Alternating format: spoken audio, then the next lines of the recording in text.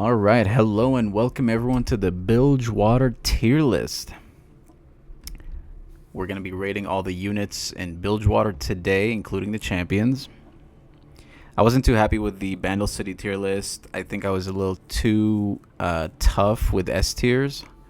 So I will be rating the cards based on how strong the card is, based on the cost. Not going to complicate it.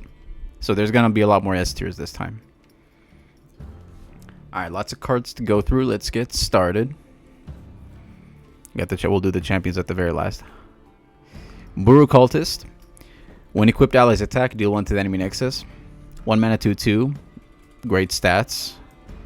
A tier. Equipped units attacking. It's kind of like a crack shot, except better stats, and goes really well with equipped decks. A tier. Crack shot. Also A tier. Backline units. Great starters too. Deal 1 like I always grab these if I ever do aggro and I'm going Bilgewater, I always grab crack shot. Now that we just started. Alright, next up, Crusty Codger. 1 mana, 2/4, play, deal 2 to me. So basically a 1 mana 2/2. But you can heal it. B tier. It is a 1 mana 2/2. Good stats. But you can heal this with, if you go the Star Spring route with Soraka and such. It goes back to 2/4. B tier. The Dredgers, 1 mana 2/1 when I'm summoned, toss 3. Great card, a must if you're going deep deck. I wouldn't put it at 8. I wouldn't put it at 8 though. So B tier. The Eager Dedicant, 1 mana 0/1. Brash. Bad stats, but I have +1 for each card you've drawn this round. This is a very scary card if you go the Sunken Temple route. It is a 1 HP, but I mean it is a 1 cost. This has to get killed. Has to get taken care of. I'm kind of tempted to put it at an S, because this alone can be a carry with the proper equipment. It's either A or S. The only thing keeping it from S is the 1 HP, but again, it is a 1 cost. I'm gonna keep it at S for now. Yeah, I've won many games playing this card with Sunken Temple. It can get up to 10, or not 10, but it can get up to 8/1, and with Neela's spitting on everyone, this can't get blocked. So, very strong card. Jagged Butcher, 1 mana 2/2. Plunder grants me 1/1. The stats already are good. Plunder becomes a 3/3. Good card. B. Not super crazy, but not weak. Average. B is gonna be average. C I think is gonna be like below average, and then D is bad and F is horrible. That's how I see it. Because we have S. C is not going to be average because we have S. B is kind of average. Alright, Master Lookout. Once you've drawn 1 mana 2/1. Average stats. Once you've drawn 3 cards in a round, this game grants me 1/1 and Brash. So it'd be a 3/2 Brash. I don't even grab this when I grab Sunken Temple. You kind of have to wait. It has to see it first of all, and you kind of have to wait a few more turns for this to take off. Which, what are you gonna do? Just keep it in the back line until you drop the Sunken Temple, or you've drawn 3 cards. You can drop it after Sunken Temple, but a 3/2 Brash, mid to late game is not gonna do much. C or a D? It might be a D tier. I wouldn't drop it at F because it is a 1 mana 2/1, right? It's not horrible. I'll drop it at D. Alright, Plunder Poro. 1 mana 1/1. Plunder. Grant me 2 keywords. This is probably one of the best 1-cost Poros, in my opinion. Only because of the 2 random keywords. Obviously, you're going to play this in a Poro deck. I wouldn't put it... The randomness, though, is kind of what doesn't get it to A tier. I think B. Because when I go Poro... when I play Poros, I grab the... What is it called? Heart of the Fluft. And Heart of the Fluft loves keywords. So, B tier. A strong B, though. Oh yeah, let me adjust these right now, based on the strongest in that tier. So, Crackshot is definitely better than Boru Cultist. Just because she can, she doesn't need a situation. She just needs units to attack. She needs equipped allies to attack. So, out of these, let's see. I'd say Jagged Butcher is the best. Maybe something like this.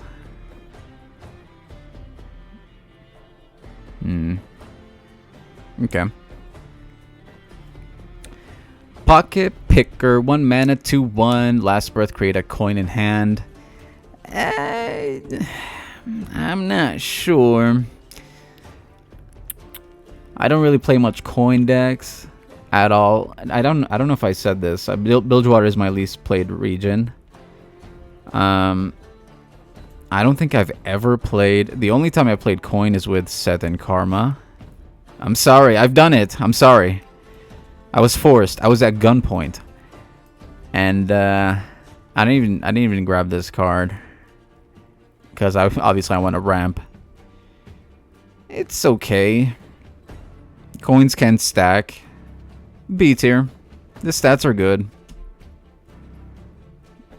Alright. Low B tier. I think maybe right here. Alright. Pool Shark, 1 mana, 1/2.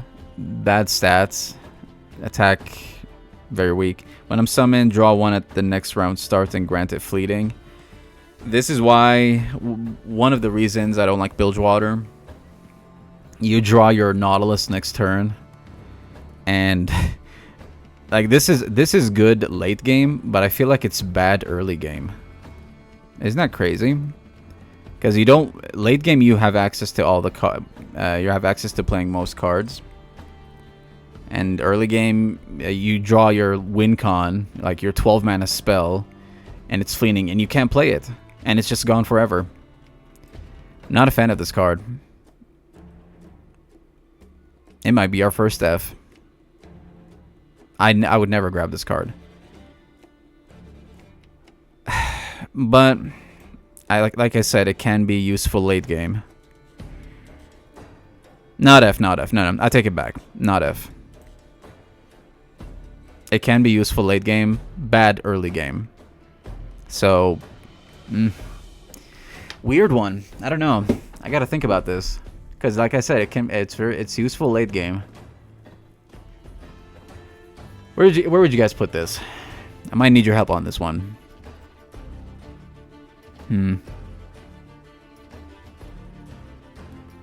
Like early game, you never want to drop this because it's not dealing any damage. Bad blocker. Maybe I keep it at C or a C tier. A good C. Okay, that's fair. We'll keep it at C. All right. Prowling Cutthroat, 1 mana 1/1, elusive and fearsome. Almost always guaranteed to hit face at the early game.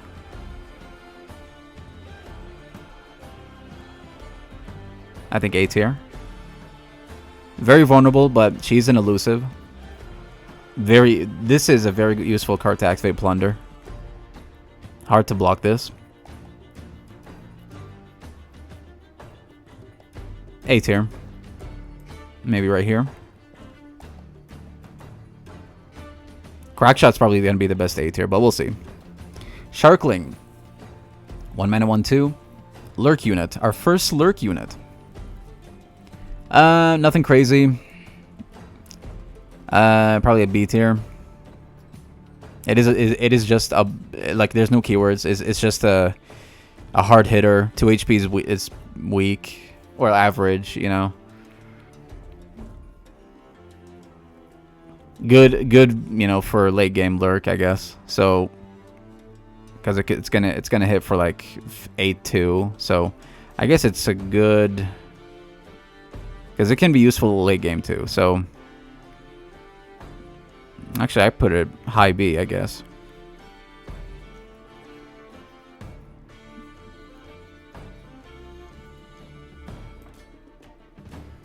Let me adjust these, because I'm gonna adjust them based on like how good they are late game too. Tossing is useful late game, just to find Nautilus faster. Yeah, something like this. Okay. Shell Shocker, 1 mana, 2/1, Attune. Beautiful, like such a good starter. Good stats. Attune, basically dropping it for free. Is it A tier? I think so. Yeah, I like this card. Helps you drop your 6-cost spells turn 3, so A tier. Is it here? It might be even here. I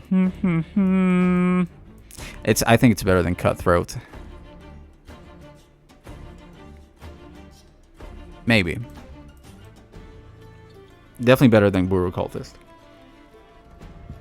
Watchful Idol. As I was making this, I was thinking this. I want to kind of give play Watchful Idol or Tentacles with Regen Freljord, and give this regen. Sorry. Hi, Daddy. Bilgewater tier list. Yes, sir. Give this Troll Chant. Is it Troll? Not Troll Chant. Troll Gifts. The 2 mana spell. Give this regen, and you're just regenning every turn. Definitely a B tier. High B, I think. Mid B.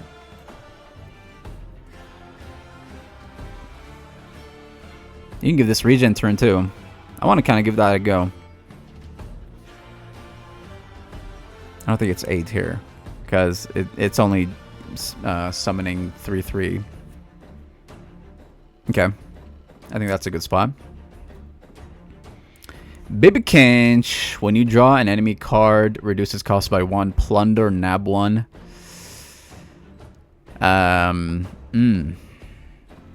Might be our second S tier.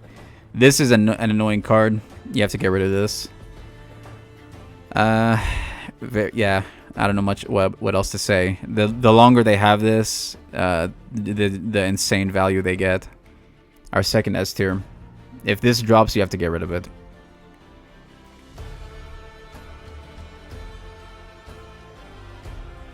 Bibikinch. Boxtopus, 2 mana, 3/4, Challenger. Play, deal 3 to me. So 2 mana, 3/1. I think high B. Or not high B, but mid B. Somewhere here. Again, another Star Spring, much like the crusty Codger. But this one has Challenger. Yeah, pretty good card. Coral Creatures, the Racists. 2 mana, 1/3, Attune. When I'm summoning, create in hand a random 1-cost spell from your regions. I like playing this card with Fizz decks. Let's see. Stats are good. Well, the HP is good. Attune's amazing. Also, creating is very good. Definitely high B. I've been saying high B and I put them mid. I'd say mid B.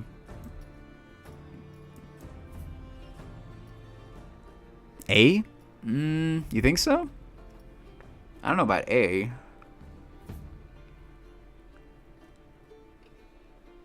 Maybe. Maybe low A. Yeah, I think you're right. But only because of the attune. Pretty good value. 3 HP is amazing. Okay, that's fair. Low A. The Deck Hunter, 2 mana, 1/3. Play Manifest a follower that has a different subtype than allies in play. Manifesting a follower, so it can be any follower that's like a even 8+ cost, you know? So you can manifest a win con with this. 2 mana, 1/3. No keywords. But 3 HP is good. I'd say low A. Maybe high, maybe right here. You grab this card when you play Nico decks. Alright. Dragon Prince Grinzo. 2 mana, 2. There's a lot of attune in Bilgewater, isn't there? I'm realizing that. 2 mana, 2/2. Is there more attune in Bilgewater than there is in Ionia? You'd think Ionia would have more attune. Attune feels like a enlightened kind of keyword or whatever. Anyway, 2 mana, 2/2. A little bit on the weak stats. Each round, the first time you summon a 1-cost ally, refill 1 spell mana. I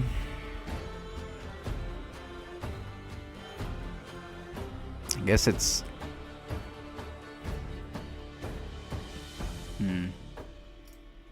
I guess you grab this on aggro decks, yeah? The stats are weak, but it is a tune. And you are getting value with the refill 1 mana each round. It's the first time only, though. So you're not refilling every time. Each round, I mean, first 1-cost follower you play. Low A. What do you guys think? Well, low A, right? You're getting constant value.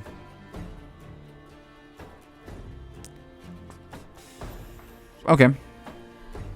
I was thinking, like, where would I run this? And I was thinking, like, maybe if you want to go Noxus Bilgewater, you have access to Brother's Bond and Might and Elixir of Wrath and stuff. This would be a useful card. Okay. Low A. Dreadway Deckhand. 2 mana, 2/2. When I'm summoned, summon a Powder Keg. Kegs are very useful for control. I'd say mid B. The stats are meh. A little bit on the weak stats. Right here is good. Kegs are useful at any point in the game. You know what?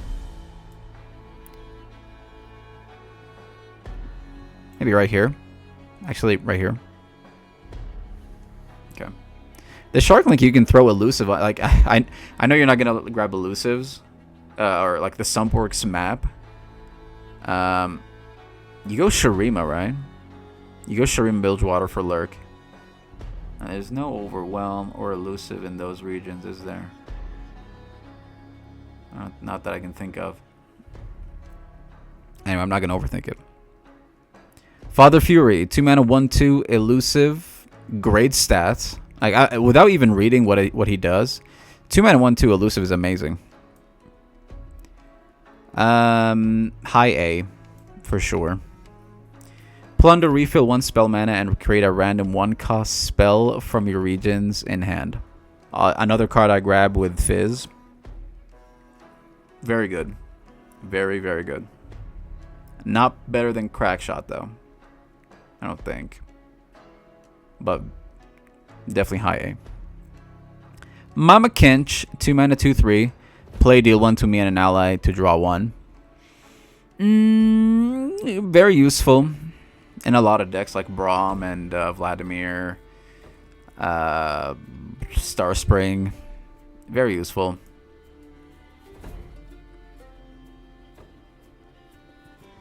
B. Nothing crazy. High B though, very useful. Maybe like right. It's a utility card, much like the Dreadway. I think draw is more useful than a keg, but it is situational. But because it's Mama Kench, we're gonna put some respect on her and put her right here. Okay, I was today years old when I found out that you can actually add this card to your deck. I thought it just gets summoned by, yeah, the hunting fleet. That's the only way to see it. But you can actually add this to your deck. Anyway, Golden Narwhal, 2 mana, 2/3, elusive but vulnerable. So the only time this thing is useful is like dealing damage to Nexus immediately on attack turn.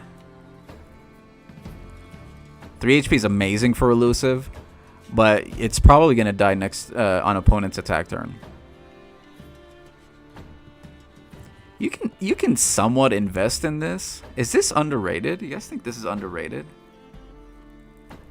3 HP elusive is insane. But like if you go Freljord, throw a Bone Club on it. It becomes a 7/8 elusive turn 4. 7/8 elusive turn 4. It is vulnerable though, so you have to invest a lot in it. So I'm not gonna give it too much hype.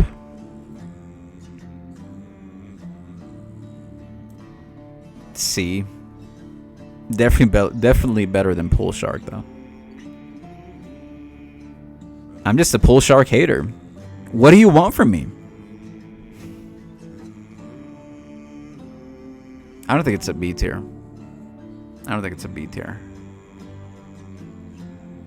Yeah, I would never I would never grab this card. But it does sound fun to try it out, like make a deck around it. Like I said, 2 mana 2/3 elusive is unbelievable. The HP part. I don't know. Is it worth a B? At least a low B. I'll keep it at low B for now, I think. Okay. Grumple Slug, 2 mana 2/3 Attune. Amazing card. Amazing HP. Well, not amazing, but great HP. Attune is fantastic. I think I like it even better than the Cutthroat. Okay. I grab this card when I go Bandle Tree. Yeah. Very good. Hired Gun, 2 mana 2/3. When I'm summoned, grant the strongest enemy vulnerable. Very useful card, even late game. High A, good stats. Is it better than Grumple Slug? I think so. Very annoying card to deal with. Alright, Jagged Taskmaster, 2 mana 3/2. Plunder, grant 1 cost allies everywhere 1. +1 attack. Aggro card. Good stats. Probably better than Hired Gun, right? Also works with blade decks, blade dances, like Aurelia. Don't get any ideas. Right here is good. Alright. Mama Kench 2.0. Metal Babs. 2 mana 1/3. When you refill mana, grant me +1 for each mana refilled. S tier. I think she's the highest S tier so far. Yeah, 2 mana 3 HP is amazing. And she just she stacks infinitely. It's grant +1 attack. No keywords though is the issue. I could have sworn she has a tune. Does she not have a tune? Hold on. Let me verify this. I could have sworn she has a tune. Mad old Babs. Lore. Okay, she does. She's an O. So this is wrong. She's a 2 mana 0/3 attune. Still S tier. Like as soon as you drop her, unless your spell mana is full, she's gonna be a 1/3.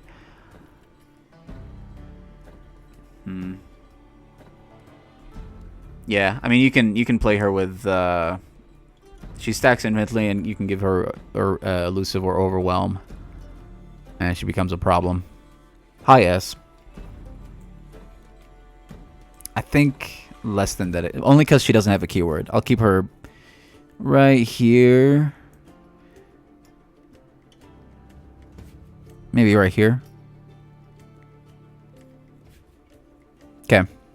Catfishes are winning. Mirai Songstress, 2 mana 3/2. When I'm summoned, if you played a spell this round, grant me elusive. Very strong card. Even better than Father Fury. Is she better than Father? I also grab this when I play Fizz. Is she better than Father Fury? I don't think so. He does refill mana and give me another spell. 2 mana 3/2 elusive is insane though. Such strong stats. Okay. High A. Mirai Warden. What's the roll today? Tier list Bilgewater. 2 mana 2/1. Weak stats. When I'm summoned, summon a random 1-cost follower. Again, aggro card or, extra blockers. Nothing crazy. I think she's a solid, like maybe right here.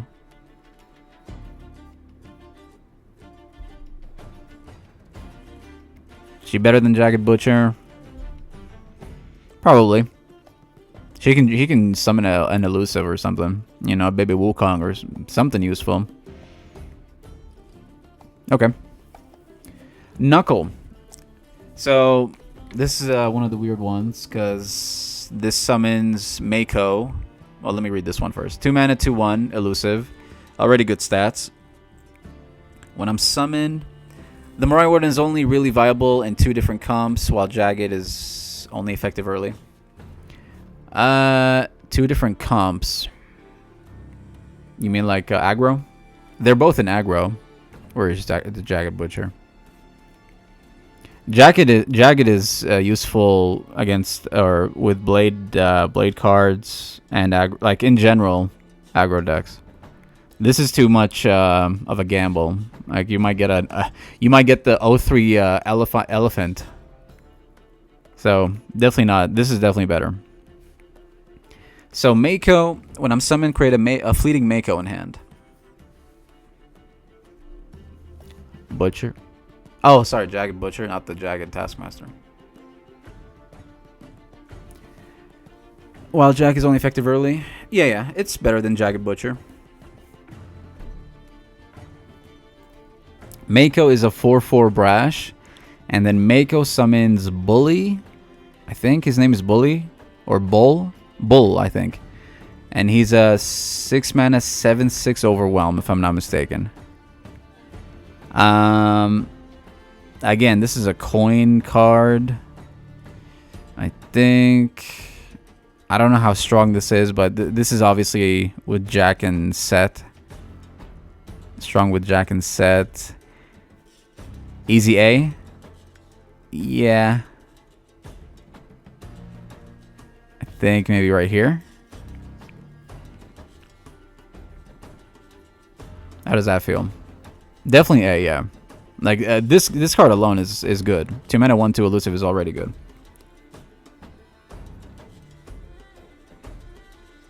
Okay. Redfin Hammer Snout.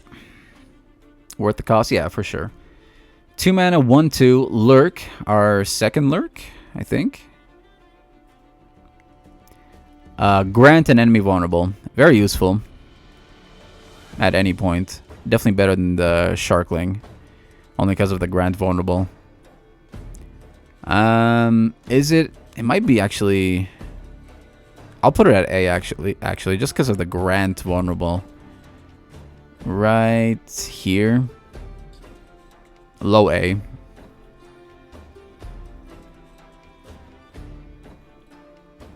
I'm comparing it to the hired gun. Is this card better than the hired gun? It's gotta be, right? Because you pick, it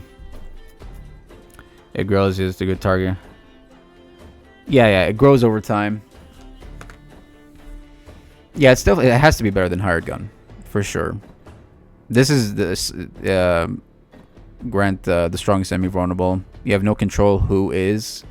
Like if you want to get rid of Teemo, this is not going to target it, but you can pick who you target on this one. Not to mention the infinite attack power increase. So that's a good spot. Snapjaw, our third lurk, 2 mana Snapjaw Swarm, 2 mana O2, start a free attack. Very useful with lurk. No keywords though, so high B. This is the bridge, like with lurk deck. I don't play much lurk, but this is the card needed when it's defense turn and you want to activate lurk again.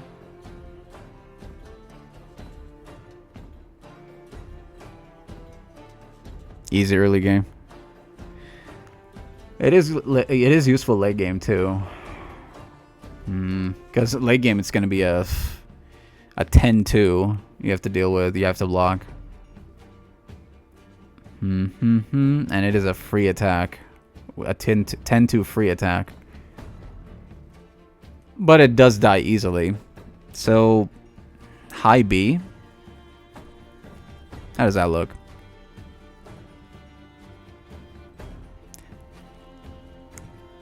Alright. I don't feel right putting the Dragon Prince. I think he should be at B, right? First time you summon one cost salary for 1 mana, 2 mana, 2/2 2. Maybe this is just underrated.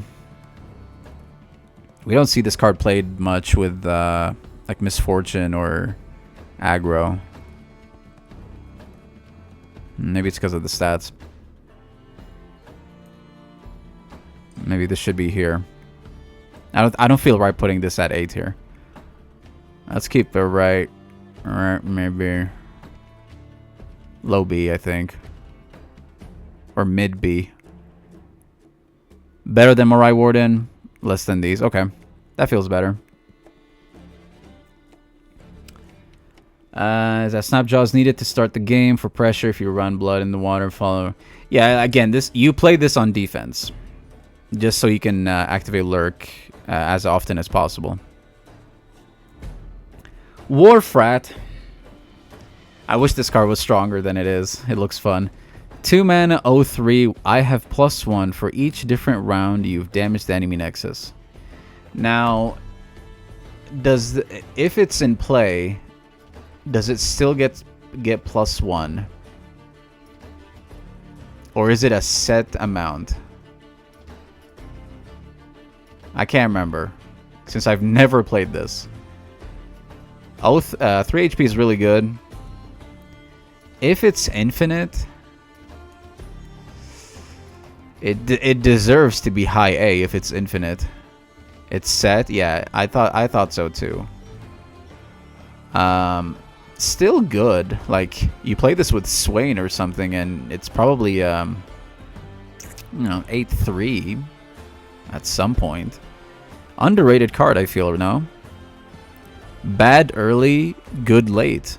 Much like Pull Shark, but it's definitely better GP and Swain deck. Yeah, much like Pull Shark, like bad early, good late, but definitely better than Pull Shark. I'm gonna put it at a high B, not A tier, because it is taking a slot, and you have to wait till it takes off. 5/3 overwhelm, 2 mana. Yeah, somewhere there. High B, I think for now. I feel like another what's the other underrated card I felt? Yeah, the Golden Narwhal. These two I feel like need the spotlight. They deserve a spotlight. But, yeah, what are you gonna do?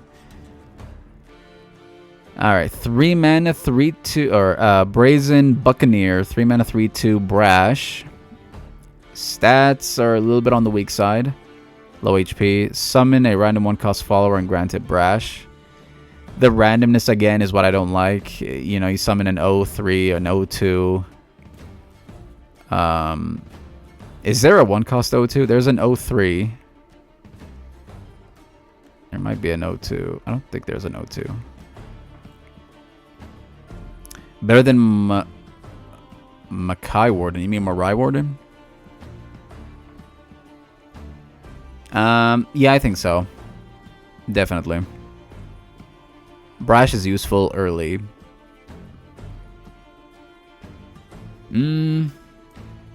Probably here. Okay. Alright. Bubble Bear. The Bear. 3 mana 0/6. Elusive. Attune. Bubble Bear. My gosh. You are a wild one. 6 HP elusive. Is he the toughest elusive in the entire game? He might be, huh? What you summon helps that are random without keyword. Yeah.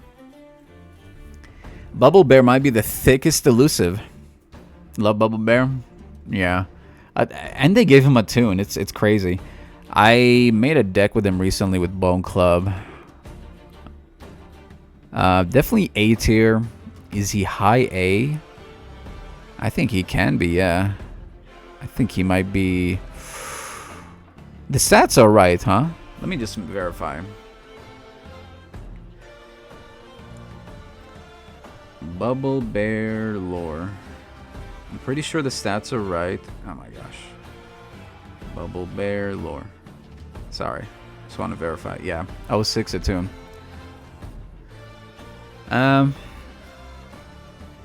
Maybe not better than Father Fury, but probably better than Marai Songstress. Yeah, nice, fat, chunky, and thick. Okay. We'll keep him there for now. Because he is a win con. I can't decide. Is he better than Baby Zillion?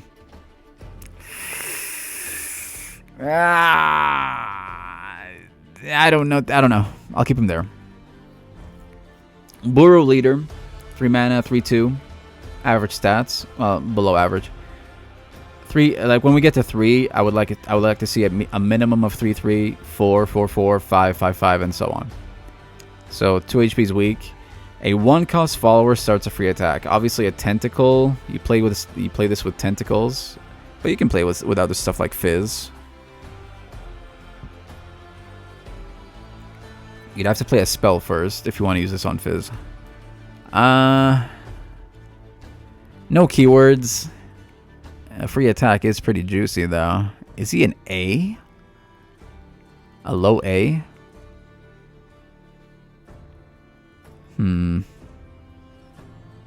don't think low A. I think mid A. Maybe right here. Right here, I think. Yeah, a free attack that a 1-cost that's your win con with a free attack. That's pretty strong. So right behind Knuckle, maybe. Okay. I don't think he's better than Grumble Slug. You think so?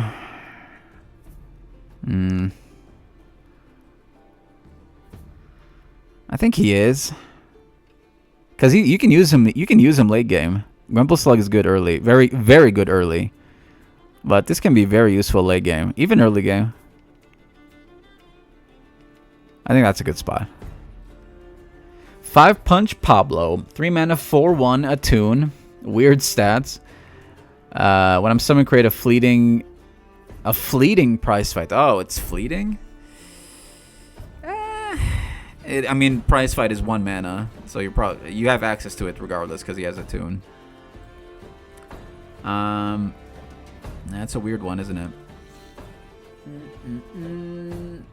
A brash card, brash kind of deck card, or you know, helps you finish off a unit if you got challenger or something. I don't. It's definitely not A tier. Maybe high B. I don't think I'd put it above Snapjaw Swarm.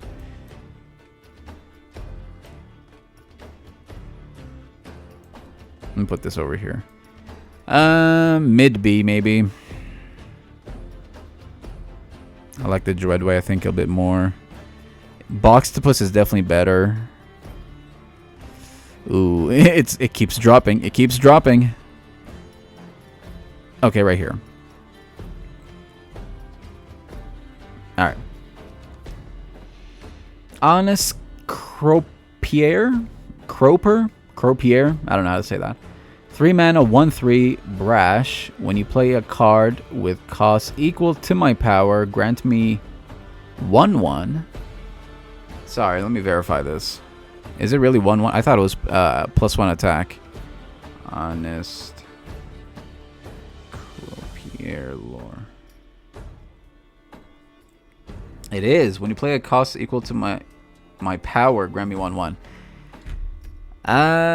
Hard to pull this off. It is brash. Like the attack is gonna keep getting buffed, and you need a. It reminds me of the Grand Heist encounter, where you need the exact cost to make this work. This is a bad card. I think it's F, honestly. This is our first F. This is our first F. The stats are weak already, and when you drop it, when you play a card equal to my equal cost to my power, if you're gonna get him to a 2/4, you have to play this at turn 4. So you play another 1 cost, because it has to be a 1 cost.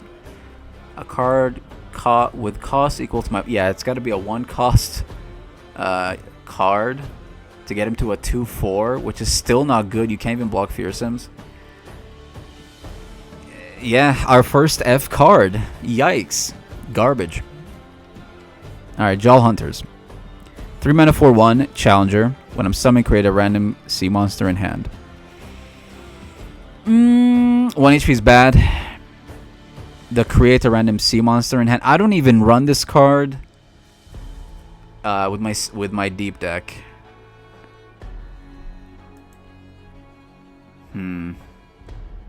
But there is no way Pull Shark is better. I'm more likely to grab this and add it to my sea monster deck than I am to ever grab Pull Shark in any deck. Honestly, I'm gonna move these. I'm gonna swap these. I think C. I don't know. What do you guys think? It is no, it can't be C. It is a create a random sea monster. But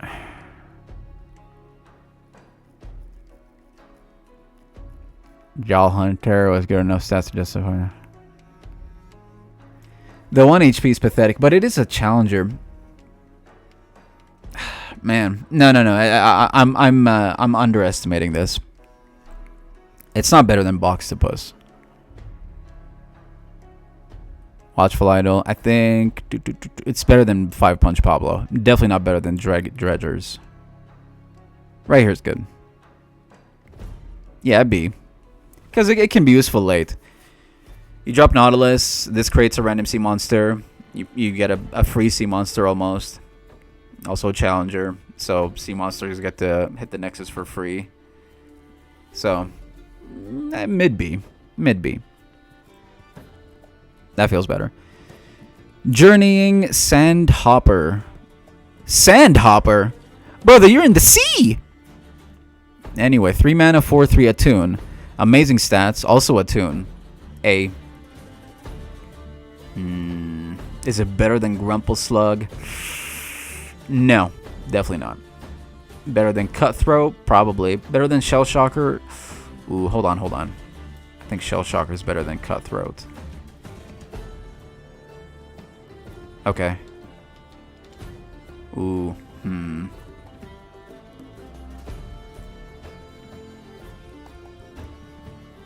Okay. I think that's a good spot. Is Burrow Cultist better than Deck Hunter? I don't think so. Maybe. I think Deck Hunter is low A.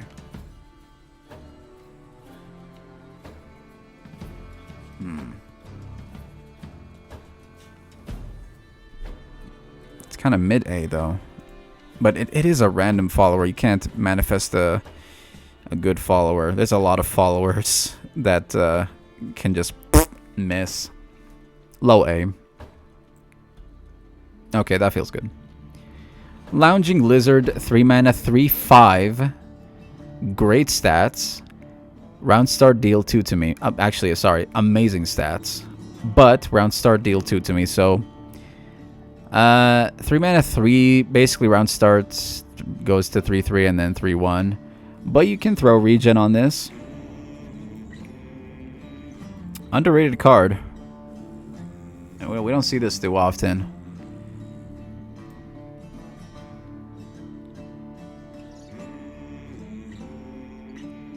Not better than the Marai Songstress, is it? No, I don't think so. But I think definitely better than Knuckle. Better than Jagged Taskmaster? Probably not. Maybe right here. Mid to high A. Yeah, it definitely needs regen. Or Stars. Well, Star Spring only heals for 1 round start. So you definitely need to give this regen for it to be a very annoying card. Yeah, there's a lot of cards I want to give a go with Freljord, funny enough, in Bilgewater. They got Challenger for target attacks, Chum Blocker, plus gives a free sea monster by that time you're already deep, so that random creature is going to be beefy regardless. Yeah, true. I put it at high, mid B, okay. I think that's a good spot.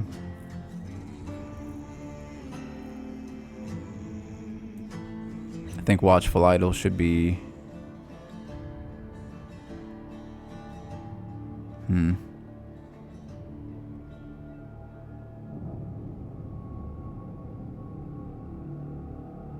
Right there. Alright. I'll tweak this. I'm sure there's some cards that need tweaking, but we'll do that later. Monkey Idol. 3 mana 0/5. Round start, deal 2 to me. And summon a Powder Monkey. Powder Monkeys are 2/1. Ephemeral. When they die, they deal 1 to the Nexus. So great blocker. Also Plunder effect.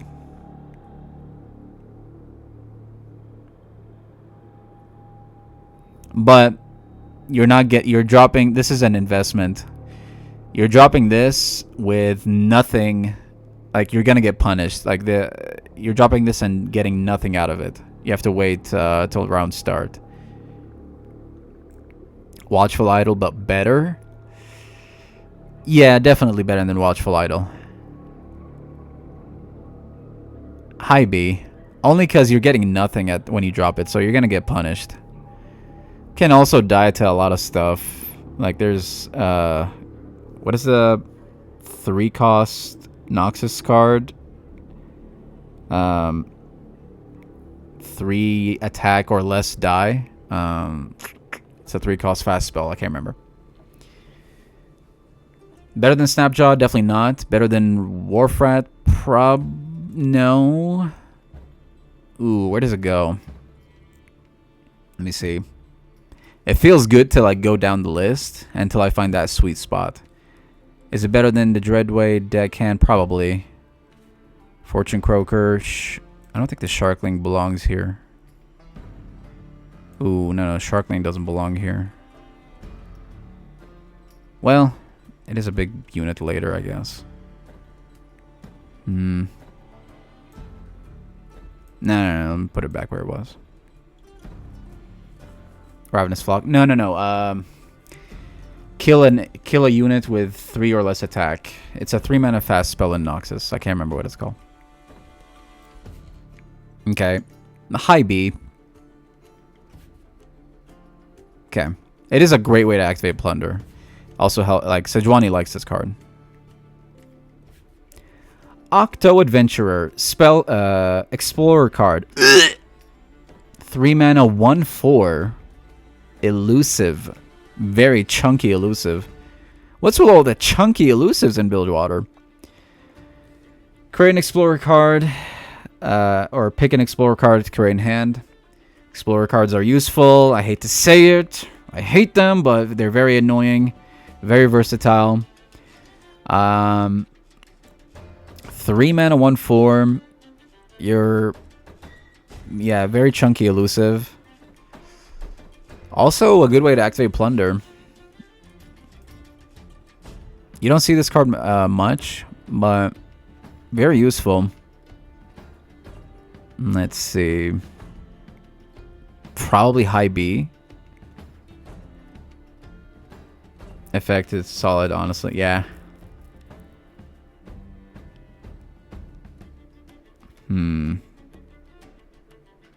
I think Deck Hunter should be B. This should be low A, I think. It's definitely better than Sandhopper, though. Right here. Mid to low A. Okay. Okay. Petty Officer, how far are we? Mid. I think we're midway. Somewhat midway. 3 mana, 3/1. Summon a Powder Keg or a random 1-cost follower. 1 HP is weak, but again, the Powder Keg is... I almost always get the Powder Keg on this guy. It's a weaker Dreadway, I think. It's a worse Dreadway. Hatred to explore cards. I love Shurima, Mono Shurima. I love landmarks. Any person who loves landmarks, landmark decks, hates explorer cards. It's just a fact. They are a curse on this game. I think Petty Officer is weaker than the deckhand. Actually, no, that can't be right, because this can block Fearsome. But you also have the option of summoning a follower. Is it better than Monkey Idol? Probably not. Fortune Croaker. I think so. Pretty versatile. Chum blocker after summoning a Powder Keg. Yeah, exactly. You just want him to block Fearsome, get an extra keg.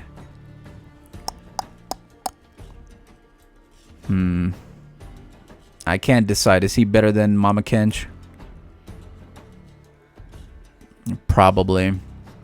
Okay. Piltover Castaway. 3 mana, 2/1. Attune. When I'm summoned, I improvise.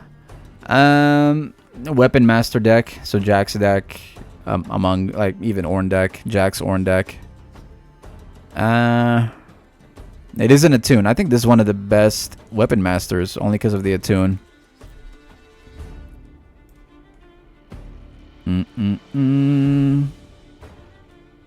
Only because of the Attune. I think low A. Because you can get Scout from this thing, or Overwhelm. Always useful late game to your win con. I would say, like, right... Ooh, hold on. Mid A. Right here, I think. Good card. Very good card. That's a good spot. Attune Spirit. Yeah, Attune is so sweet. Gives you that extra sweet, extra juicy mana that you need for the next turn. Play 6-cost spells and whatnot. Slot Bot. 3 mana, 1/4. When I'm summoned, a round star, grant me +1 HP for each card you've drawn last round, then shuffle my stats. Sunken Temple card. There's a lot of cards here that have been blessed by Sunken Temple. Like, it upgraded them from like C to S tier. Slot bot with Sunken Temple, I honestly think is S tier. True gamble? Not well. It's Grant. There's no gamble. You drop this and then Sunken Temple. The stats are like it stacks infinitely. It's definitely an S. This is a win con. You go this and Sunken Temple's Piltover, so you have access to Elusive. So this just stacks stats infinitely and throw Elusive on it, and it's a win con. It's definitely better. It might be the strongest S tier so far. It might be the strongest card so far. I've dealt with Sunken Temple slot bot that got to like 10, 14, 20 something, and it's a nightmare. And yeah, 3 mana 1/4. 4 HP is amazing. 1 HP, you just want to. You just have to suffer a little bit. Well, not suffer, but hang in there for a few more rounds, and then it just takes off. And you can even drop it after Sunken Temple. Turn 6, you drop Sunken Temple 5. You drop this at 6, and then next turn it's going to be like a 7, 7/10. So S tier. Seize Voice, 3 mana 3/3, attack, spawn 1, and give your strongest tentacle overwhelm this round. Another S tier. With a tentacle deck, this card has to go. Spawn 1, late game very useful with Alawi, because tentacles don't have overwhelm by default. This gives it overwhelm, so win con. You have to kill it before they attack. Otherwise, you're dealing with a 20/20 tentacle. Better than Babs, probably. Better than the Baby Kench. Ooh, probably. Is it better than Baby Kench? I think so. I don't play enough NAB to decide. Maybe you guys can let me know in the comments. Better than the Dedicant? I don't think so.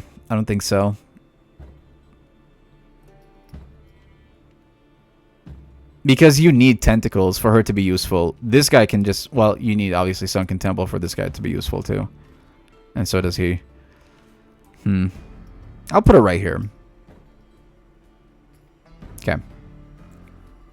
Even with the 1 HP, you always have success to a spell. Access to a spell. The 1 HP, this one. If you're going to play Sunken Temple even with 1 HP, you always have access to a spell. If you're going to play Sunken Temple, even like 1 HP Nexus.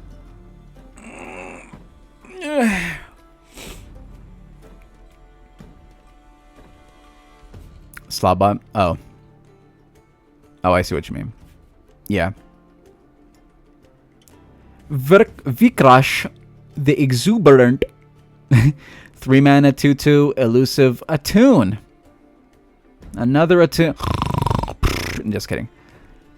When I'm summoned, create a Slipstream in the top 6 cards of your deck. Slipstream is draw 2, grant them fleeting, if I'm not mistaken. 3 mana 2/2 elusive. A little bit on the weak side, but it is Attune. Draw 2, grant them fleeting. TF Neela card. Let's see.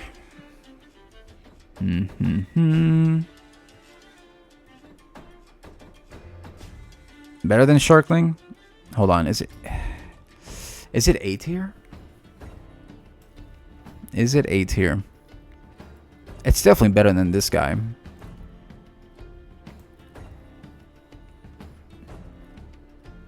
Is Coral Creatures better than Burrow Cultist? Probably. Yeah, let me just adjust this real quick. Is he better than Burrow Cultist? I think so. Okay. Alright. Low A. Or, yeah, low A. Willy Newtfish, 3 mana, 1/3, elusive, Nexus Strike. There's so much elusive here. It's crazy. You'd think Ionia has, you know, I'm almost sold. Does Bilgewater have more elusive than Ionia? Someone look that up for me. Reptile. I just thought of Mortal Kombat. Nexus Strike, draw 1 and grant it fleeting. I don't like this card. You draw a really expensive card. You can't play it. It's gone. A gamble card. 1/3 elusive is good, but you're only hitting for 1. Like, it's so weird. It kind of contradicts itself. It's an elusive. It's chunky. Yeah, that's true, but you want to hit, but you're not hitting for much. Turn 3. And you're drawing 1 to grant it fleeting. It's worse than Pool Shark. Is it F tier? I don't think it's F tier. It is a 1/3 elusive. Man.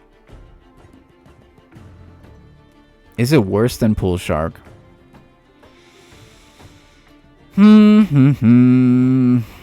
No, it can't be worse than Pool Shark. Because this can be used for late game. And this one's elusive, so. You are drawing infinitely too every time you strike. So, D.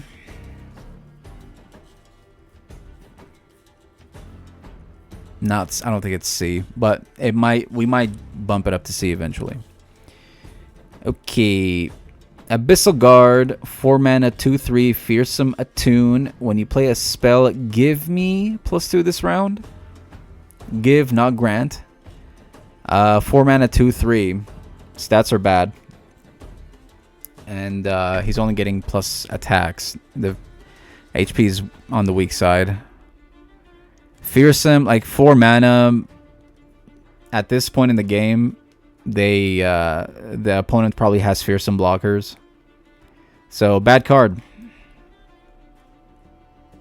Is it a D? It's definitely a D. I'm thinking, is it an F? It's not. There's no way it's F.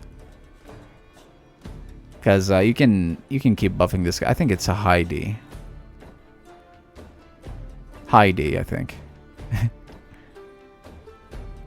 Okay. And this is the point where my brain's getting fogged up and I need to take a break. Let's take a break after we finish the forecast. Okay. Brash Gambler. To play me, discard 4 mana, 4/5. Great stats. To play me, discard 2.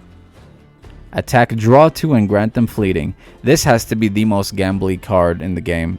Yeah, in the game completely. You're discarding 2, you attack, you're drawing 2, and granting them fleeting. The stats are good.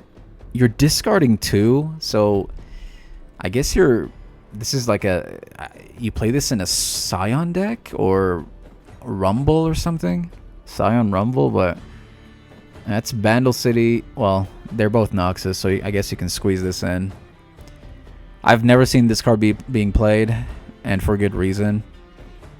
Draw 2, like you could mill yourself with this thing. Draw 2, grant them fleeting.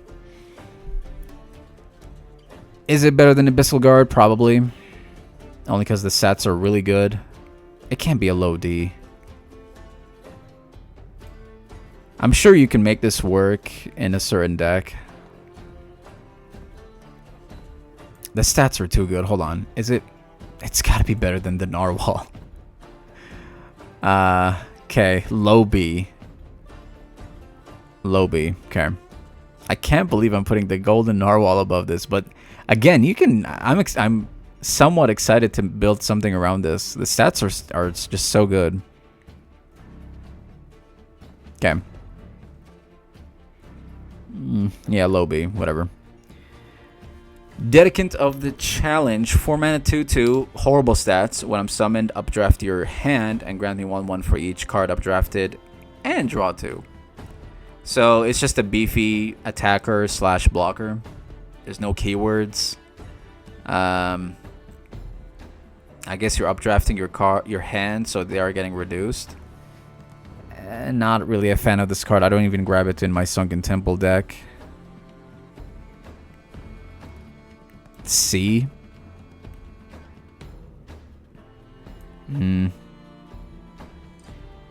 No, it can't be C. I can't put it. I'm being too harsh. I'd say mid B. I like it better than Pablo and the rest of these guys. It is like you can get this to like a 7/7, you know, 4 mana 7/7. But you are updrafting your hand, so you're drawing 2, so you're kind of losing a lot of access to a lot of cards. Mid B. All right. Hunting Fleet, 4 mana 6/6. Chat, insane stats. No keywords though. When I'm summoned, your opponent summons a golden narwhal. So that's this. Great stats, but nothing else. I don't know why people would ever run this. You are giving your opponent basically a free 2 damage if it's their attack turn. If it's their attack turn, they're dealing 2 to you. But if it's your attack turn, you're dropping a 6/6, and you can drag this and kill it. So it's just a beefy unit and nothing else.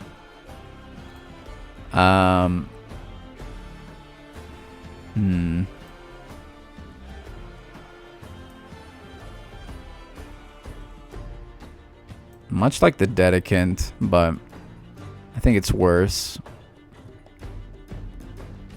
I'd say... Is it better than Golden Narwhal? Probably. Right there, I think. That's a good spot. Inferna. 4 mana. 1/5 elusive. When you activate Plunder, draw 1 and give it fleeting. 5 HP elusive. Very chunky. Even though she weighs like 80 pounds. When you activate Plunder, draw 1 and give it fleeting. Why give it fleeting? Why not grant it fleeting? I'm confusing myself. Anyway. Yeah, Plunder card. Do they grab this with Samira? Looks like a Samira card. Anyway, let me figure this out. When you activate Plunder, draw 1. Sorry, I'm getting kind of slow. When you activate Plunder, draw 1 and give it fleeting. Bad card. I mean, 4 mana. Like, this is when the game is getting kind of spicy and tough, or somewhat late gamey. I have very little experience with Plunder cards, so I don't know how to address this one. When you activate Plunder, draw 1, give it fleeting.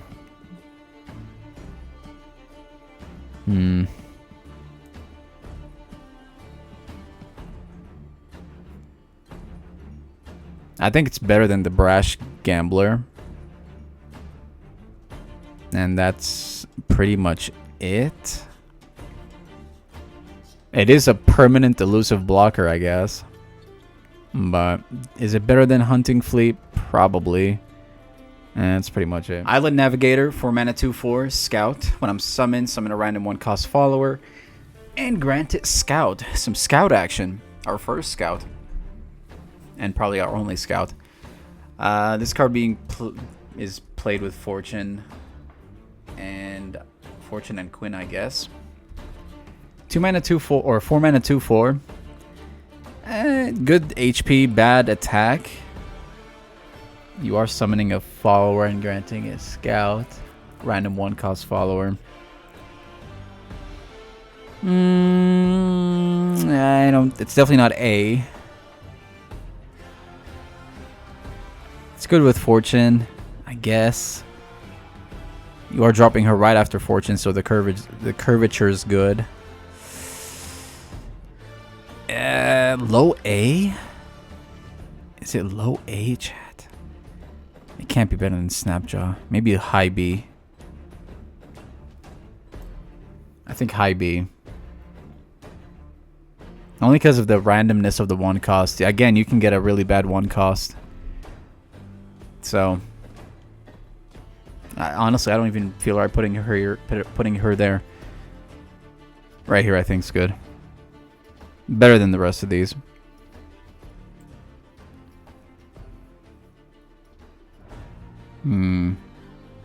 Yeah, okay. That feels good. Mariah Great Mother. 4 mana, 3/3. On the weak stats. When I'm summoned, create in deck 5 random 6-cost spells and reduce their cost to 3. There's a lot of good 6-cost spells. How many? Create in deck 5 random 6-cost spells, reduce their cost to 3. There's a lot of 6-cost spells that are juicy, like Dawn and Dusk and what is that called when you summon the 3/3 2 3/3s in Piltover? Good block. I mean, the stat you don't really grab her for the stats, but for the other things. But I would probably play her with predict decks and find those 6-cost spells. Sorry, it's 6+ cost spells, so it can be like a 3 mana Buried in Ice or Ruination. I thought it was 6 cost only. It's 6+ cost spells, so very strong.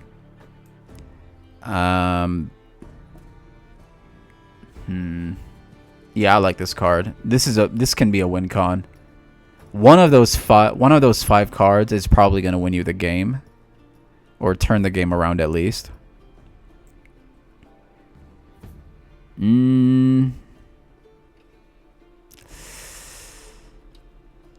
Right here. Right here. Mid A. Again, you have to find the card, so I do like her more than Boru Leader. I have no experience with playing Knuckle, Mako, or Bull, but I'm sure they're strong. Mid A. Right here is good. Mega Tusk. Sea Monster action. 4 mana, 3/5. Great stats. 5 HP is amazing. 3 HP, blocks fearsome. Once you've hit deep, heal your next ally and your Nexus 3. I love playing this card when we hit deep. Puts us at a healthy spot. Because you've been tanking and suffering until you hit deep. So, very good card. Definitely A. Even if you're not deep, it's a good blocker. I would put it. Let's see. Scrolling through, I've come to realize that scrolling through cards is the best way to put it in the best spot. It's definitely better than Hammer Snout. Better than Castaway. Well, it's only deep. It doesn't have keywords, so I think right here. Okay, that's a good spot. Mid A. Mystifying Magician, 4 mana, 2/2, garbage stats, no keywords. Play, transform an ally into a random 5-cost follower. So you drop this at a 1 cost, 2 cost, 3 cost, whatever, and they transform to a random 5 cost random keyword. There's a lot of bad 5 cost, if I'm not mistaken, but there's good ones.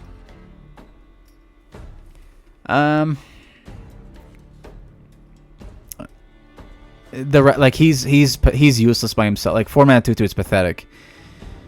And then the randomness, you can get cucked so badly. Definitely not B tier. Is it C? Is it better than Master Lookout? No. Is it better than Abyssal Guard? No. Better than Newtfish? No. Better than Pool Shark? No. Is it F tier? Uh-oh. Ugh. No, it's not F tier. Because you can use this on a cheap unit. You know? It's not horrible. Hold on. It might be actually better than these guys. I think high D. But what kind of deck does this go to? You don't play it in aggro. And you don't play it in control. I don't know where you would add this ever. Is the question.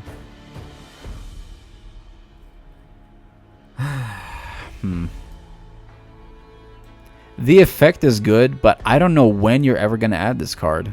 Is the issue. These guys you can, you know, make them work in certain decks, but this I don't see how we can ever make it work. F tier, honestly. Bad card. Not because of the effect, but because the cost and the stats just don't make sense.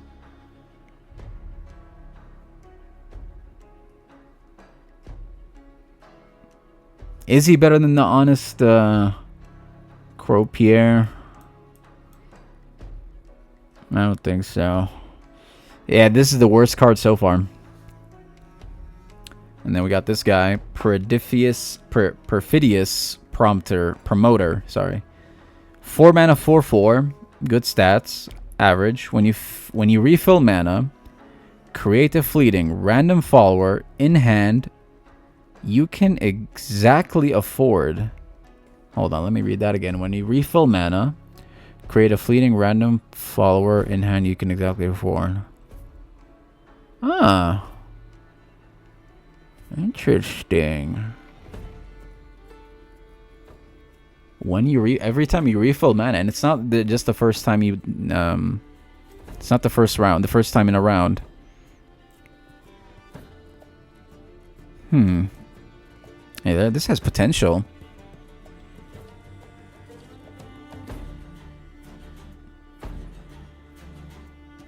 The stats are good. But where are you playing this again? Not aggro. I don't know. Hold on. I'm kind of rethinking this now.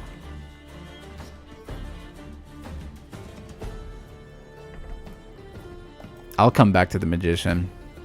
I don't want to decide how bad a card is based on where you're gonna play it, but how strong it is. You know? Because most of these cards, like, no one ever runs the Sandhopper. But, you know, it is a good card based on what it offers. So we're gonna roll with that. Yeah, you're just getting infinite units. Create a fleeting you can exactly afford.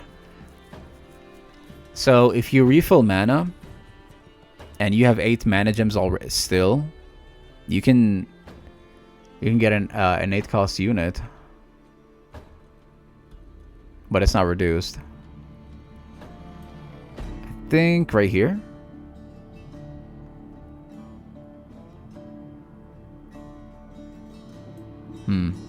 Low A.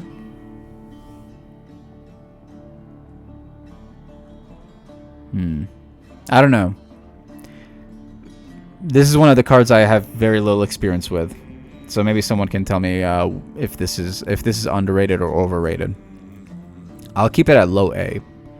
The stats are what's good. If the stats were weaker, I'd definitely bump it down. But 4/4 is average. Steam, very annoying card. 4 mana, 3/2 Scout. When I'm summoned, summon a random husk. And when you summon a 1-cost ally, which is a husk, grant the strongest enemy vulnerable. Very annoying card. Definitely on the A side. You have to get rid of this. It is a 3/2. So the stats are weak. Obviously it's a husk deck, so You play him with the whore, Evelyn. Better than Lounging Lizard for sure. Better than Jagged Taskmaster, probably. But not better than the Mirai. Is it better than the Mirai Songstress? Probably too. Ooh. He's not S, is he? Is Steam S? I think Steam is S. Wow. Yeah, the more I think about it, he's very annoying to deal with. With Evelyn decks, you have to get rid of this. I think right here. Not stronger than these.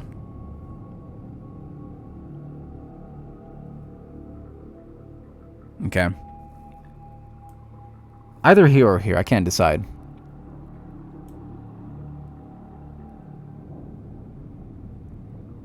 And the more I think about it, Mad Old Babs shouldn't be S tier.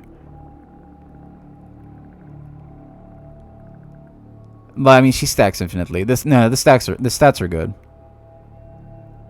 I've seen a lot of people run her with Jack, and you have to get rid of her. Okay. Low S. The Beast Below, 4 mana 4/4 deep sea monster. Just a meat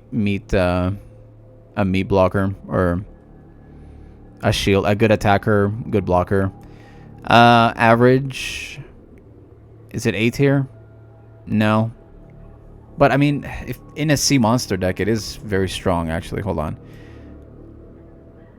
Right here. Mid A. It becomes 0. Like once Nautilus drops, this is a 0 cost 7/7. So very strong. Not better than this Snout though. I don't think. Definitely not better than Mega Tusk. Okay, that's a good spot.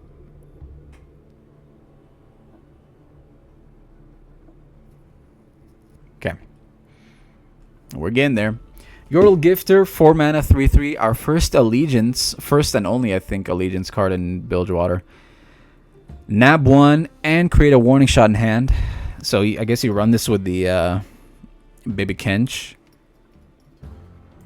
4 mana, 3/3. Weak stats. Pretty versatile. Nab and create a warning shot. Annoying card. High B, low A, perhaps. I think low A. When I play Allegiance cards, I only run that one region just to guarantee it.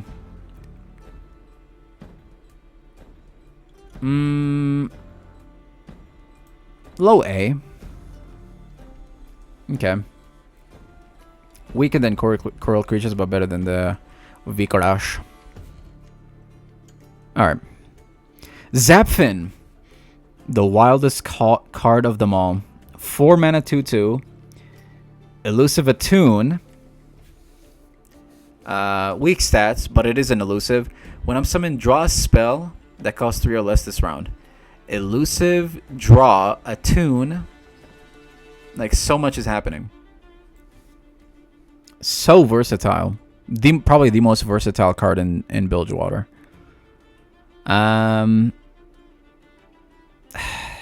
Because it's a tune, like, I know the stats are bad, but because it's a tune, it just gives you so much. There's no way. It's definitely stronger than that, and that, and that, and that, and that. Is it better than Coral Creatures? Ooh, probably not. I think the right there is good. Low A. Strong card. Okay. Abyssali, sea monster, 5 mana, 3/3. Weak stats, but it is an elusive. It is deep. Nexus Strike, draw 1. It does become a 6/6 once you hit deep, which is unbelievable. Very strong card. Definitely better. Is it better than Mega Tusk? Probably. This is a scary card to deal with late game. Even early game. Like 5 mana 3/3 for an elusive is pretty strong.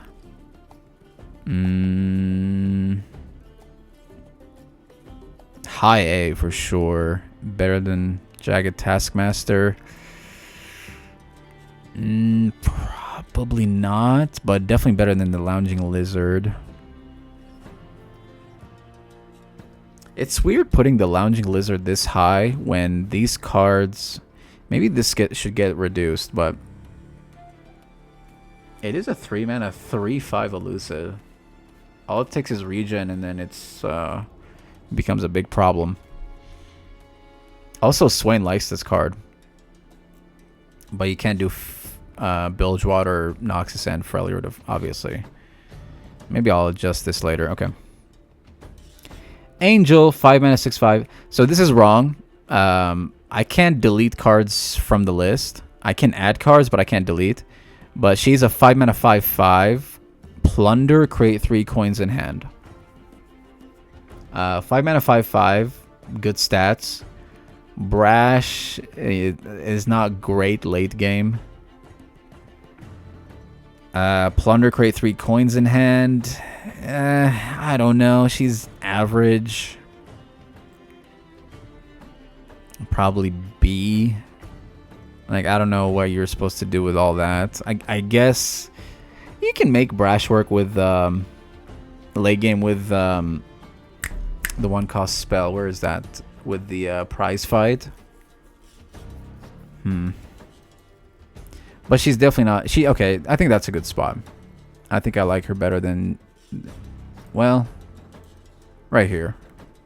I like her better than Island Navigator, but less than Jol Hunters. Mid B. Buru Lookout, 5-mana 4/3. Weak stats when I'm summoned spawn 3. So you're getting a 5-mana 4/3 and a 3/3. Pretty good. Very good late game too, because you're going to stack tentacles. So works well with the C's voice, but C's voice is definitely stronger. Low A, probably. Or is it mid B? I think mid B. Only because her stats are weak. And she has no keywords, so... Mid B. She's definitely better than Angel. Better than Jol Hunter. Right here.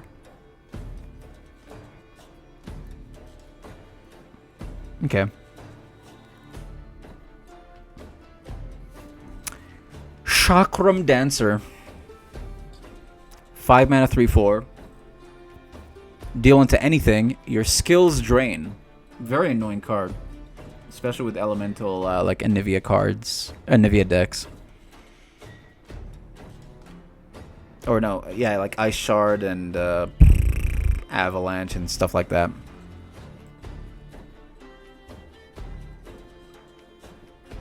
Stats are weak, but 4 HP is hard to kill. But very annoying card. You have to get rid of this. I don't think she's S tier though.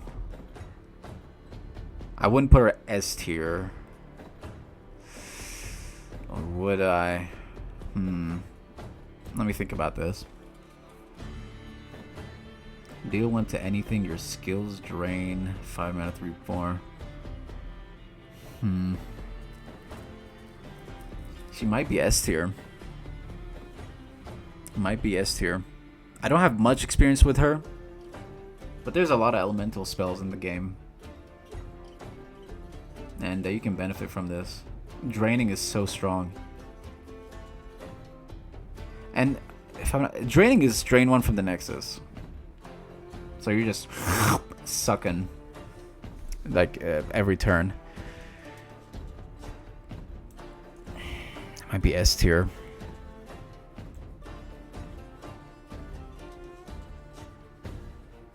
Weaker than Steam, stronger than Mattel Babs. Okay.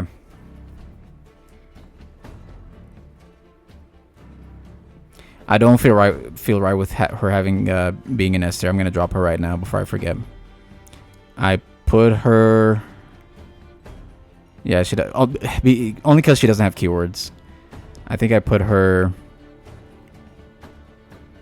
right here. Okay. This feels good. Fleet Admiral Shelley, 5 mana, 3/3 elusive. When you play 2 spells each round, grant other allies 1/1. Other, keyword, other allies 1/1. 5 mana 3/3 elusive. A little bit on the weak side, but very good for an elusive for 5 mana. Yeah, stacks infinitely. Each round grant other allies 1/1. Very annoying card. Is it S tier? You play this with aggro decks? Aggro or elusive decks.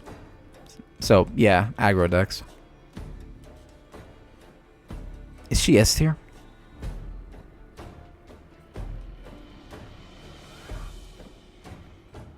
I think if she buffed herself too, I would put her at S tier.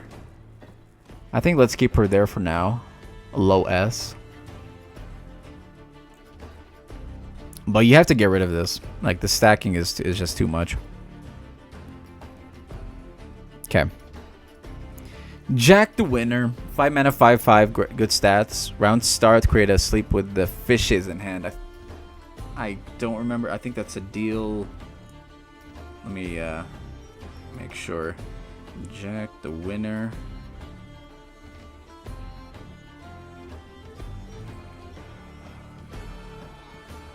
Deal 2 to an ally to deal 2 to the enemy nexus. Round start. Good card.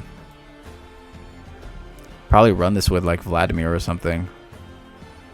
Definitely A tier.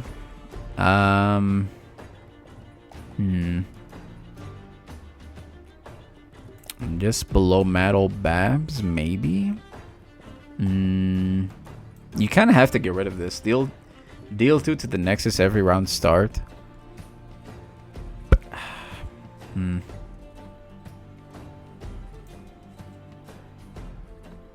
It is a beefy blocker too. Can't decide. Brain's fogging up again. I'm reaching my limit, but we're almost there.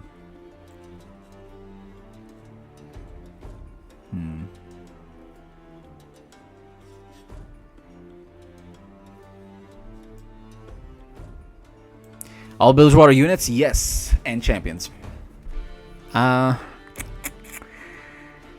I don't think it's better than Mega Tusk. It's definitely better than the Snout, the Hammer Snout, so I'll keep it right there. Okay, mid A. Mischievous Mirai, BB! 5 mana, 3/4. When you play spell, summon a Powder Keg. BB is such a strong card.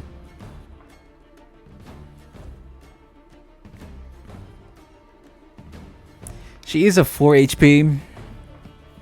You know, it's kind of easy to kill, but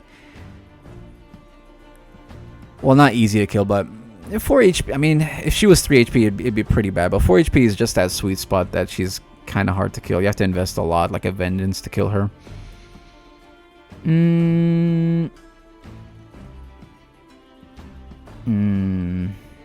Is she the strongest S tier so far? She's definitely S tier. That is a fact.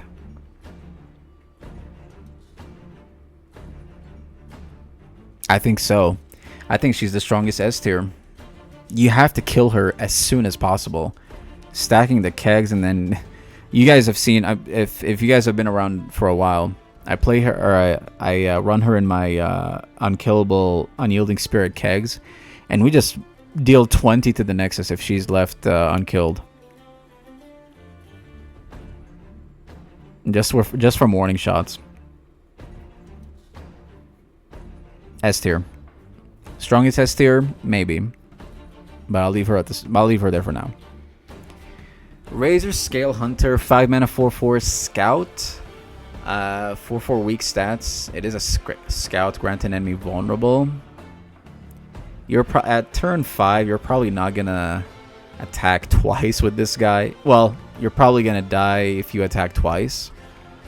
Once to kill the grant enemy vulnerable, and then the second time you attack, you're probably just gonna die because you're at 3 HP. So B. But I mean, I guess you can play him with Fortune, but You don't really grab a 5-cost unit with Fortune, so... let's see. Is he better than Angel? Probably not. Better than Navigator? Probably not. Better than this guy? I don't think so. But I think he's better than 5-punch Pablo.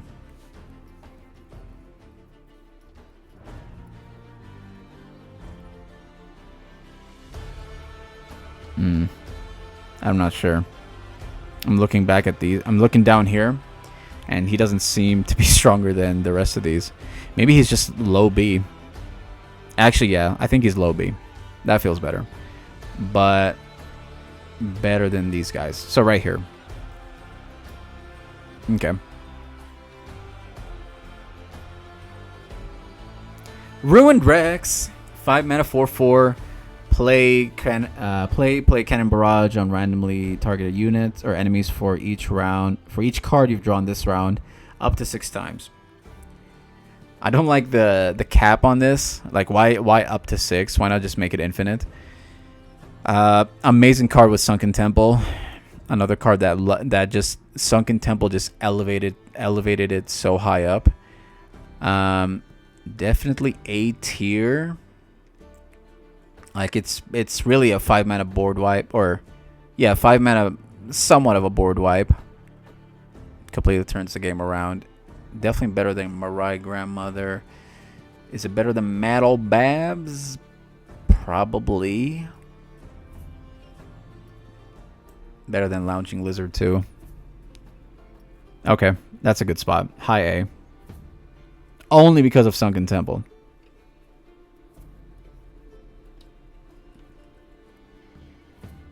Slippery Wave Rider, 5 mana 4/4 elusive attune. I always get this card with the Shelly card.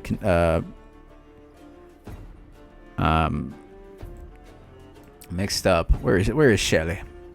Where is Shelly? Oh yeah, S tier. Well, this one is weaker stats, but you are stacking infinitely. 5 mana 4/4 attune. That's still good stats.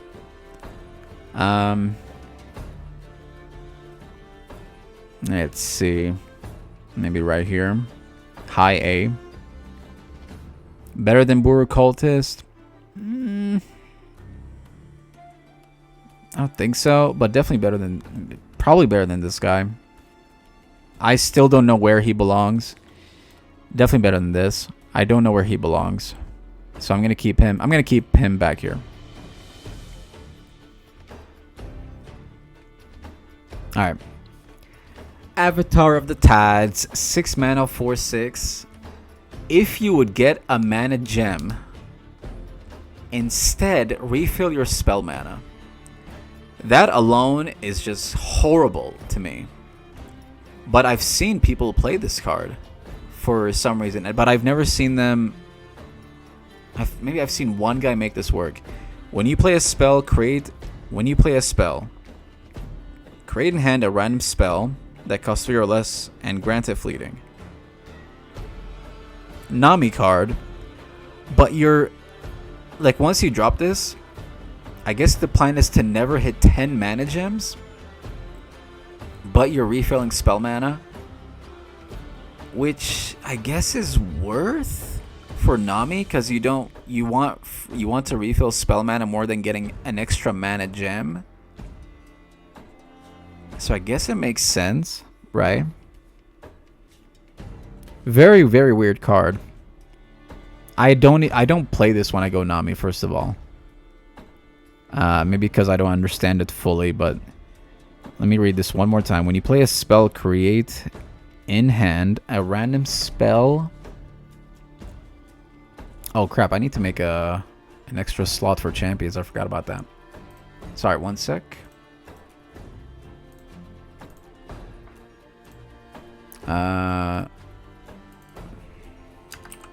Oh crap.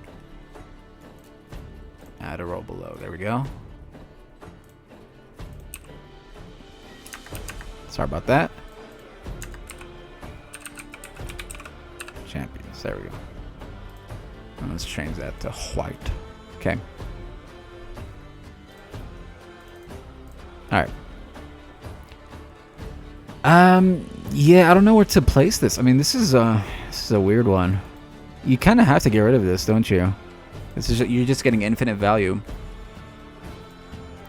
I guess it's a high A, but I have no experience with it. So I'll put it like right behind Ruined Rex. It seems like a strong card.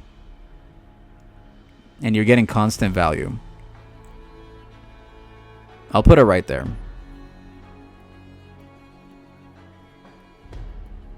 Also, I don't think Lounging Lizard should be here, but only because if you give him regen, he becomes very strong.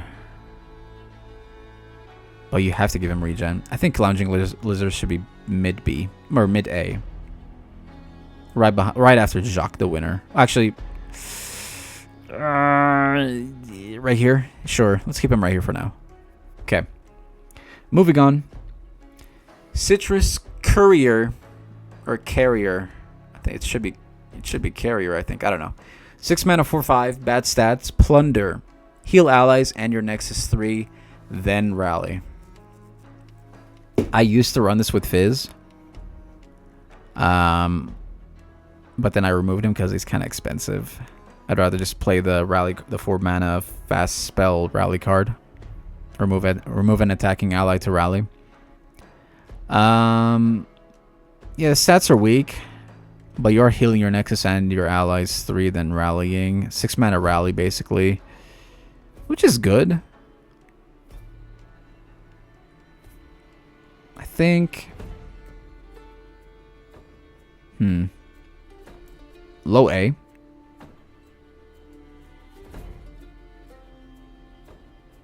Yeah, the Rally is really strong. You are getting a somewhat of a beefy blocker too. And a decent attacker. Yeah, stronger than Slippery Wave Rider, but weaker than the rest. Maybe he deserves high mid A. I think right here. I'm comparing him to the ones ahead. Ooh, maybe he's here. This has a Rally card, but this one's kind of scarier late game. So maybe right here I think is good. Mid to high A. Devourer of the Depths, 6 mana, 4/4. Once you hit DB, it becomes 7/7. Play Obliterate, an enemy with less health than me. So it becomes a 7/7. 6 mana, Obliterate anything with 6 HP or less. So it's a Vengeance with a 7/7 unit. Somewhat. A weaker Vengeance, I should say. Good card. Definitely better than the Beast Below. Kind of. Because the Beast Below becomes a 0 cost. This becomes a 2 cost. But it is a remover. Is it better than the Snout? I think it's definitely better than Jack. Better than the Lounging Lizard. I'll put it right here. Okay. Sheriff Lorette Rose. 6 mana, 7/6. Great stats. When I'm summoned, grant all enemies vulnerable. This is an underrated card, isn't it? I don't see this played that often, but it's very underrated. Grant all enemies vulnerable? Imagine playing this with like Overwhelm or something. Well, with Overwhelm units. Yeah, underrated card. Great stats. No keywords, but the Grant Overwhelm is or Grant Vulnerable is very strong. I think it's right about.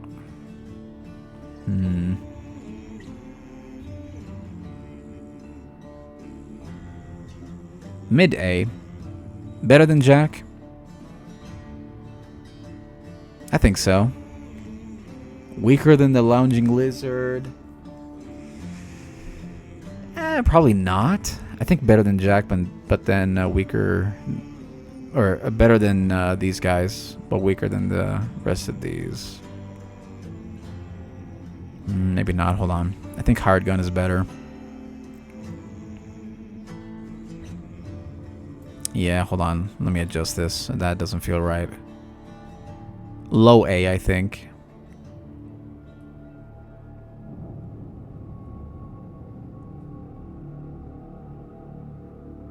Right there. Low A. Good card.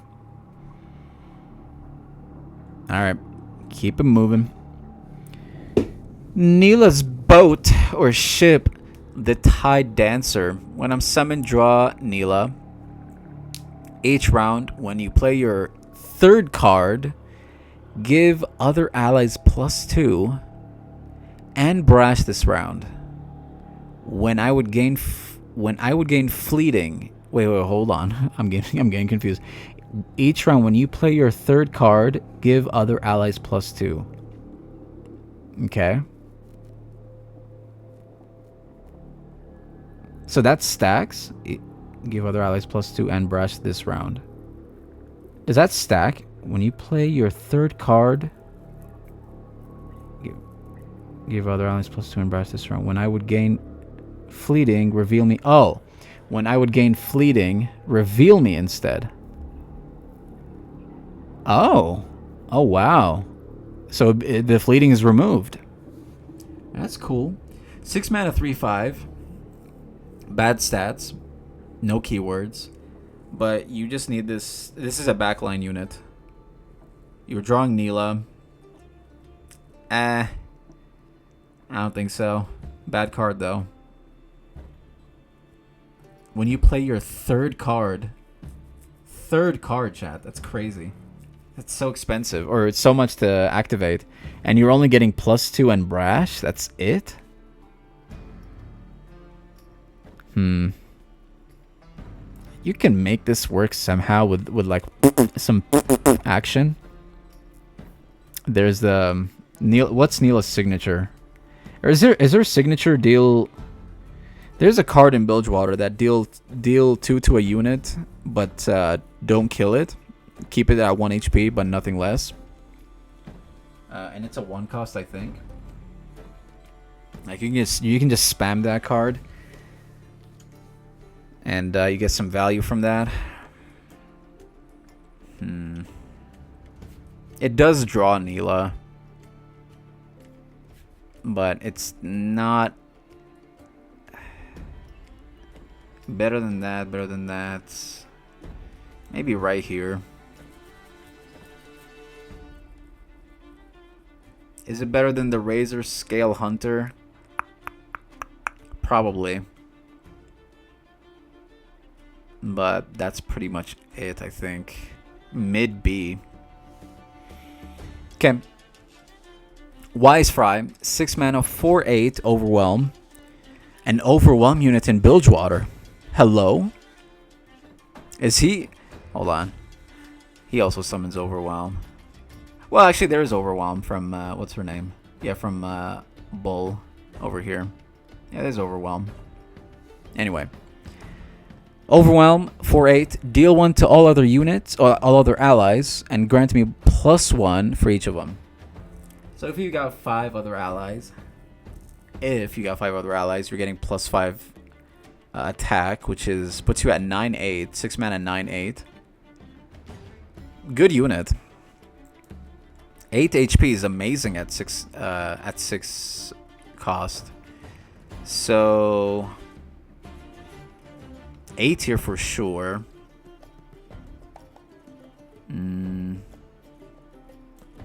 Low A. You are dealing 1 to all other allies. This is a good unit with Swain.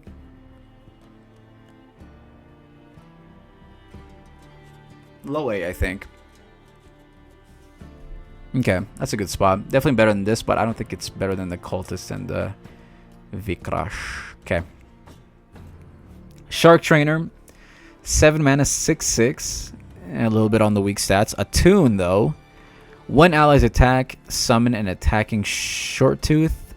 And I think that's a 4/2 Overwhelm. So you might think this is a backline unit. It's kind of like Azir. But it is a 6/6. Short Tooth at a 4/2 Overwhelm at turn 7 isn't really that wow. But you know, if you attack with this guy too, you're attacking with a lot. It's a good card.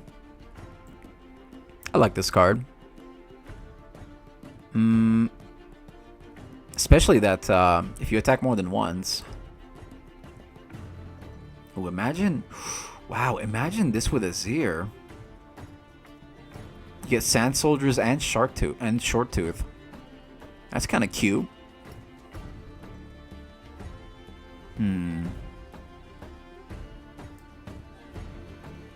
Where does it belong?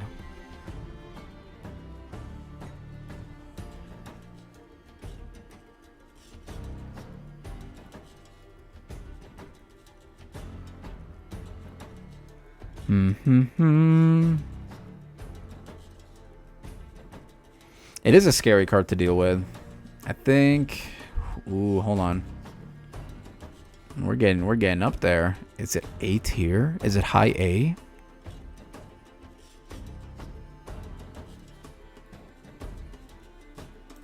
Maybe right above Ruined Rex.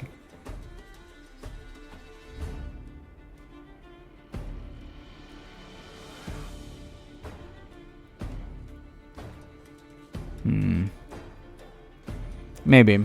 I'll adjust it later, but it feels good. Alright. Shipwreck Hoarder, 7 mana, 7/5. No keywords. When I'm summoning Toss 2, this is a good card to get you to deep if you're super close. Because you can toss and then it creates 2 treasures in hand. So if you're at 16 or 17 cards and you play this, it gets you to 15 and then it bumps you back to 17, but you still get to deep. Treasures are good. It is a thick unit. 7 mana, 10/8. Sucka. Yeah, suck 'em. Yeah, treasures are good. If they're tossed, you draw them, right? High A. Maybe right there. A lot of the treasures are really strong.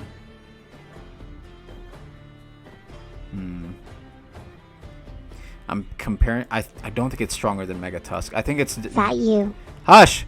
I think it's better than Devour of the Depths, but better than, or weaker than Mega Tusk. Glass, where would you put the shark trainer? Is it a high A tier?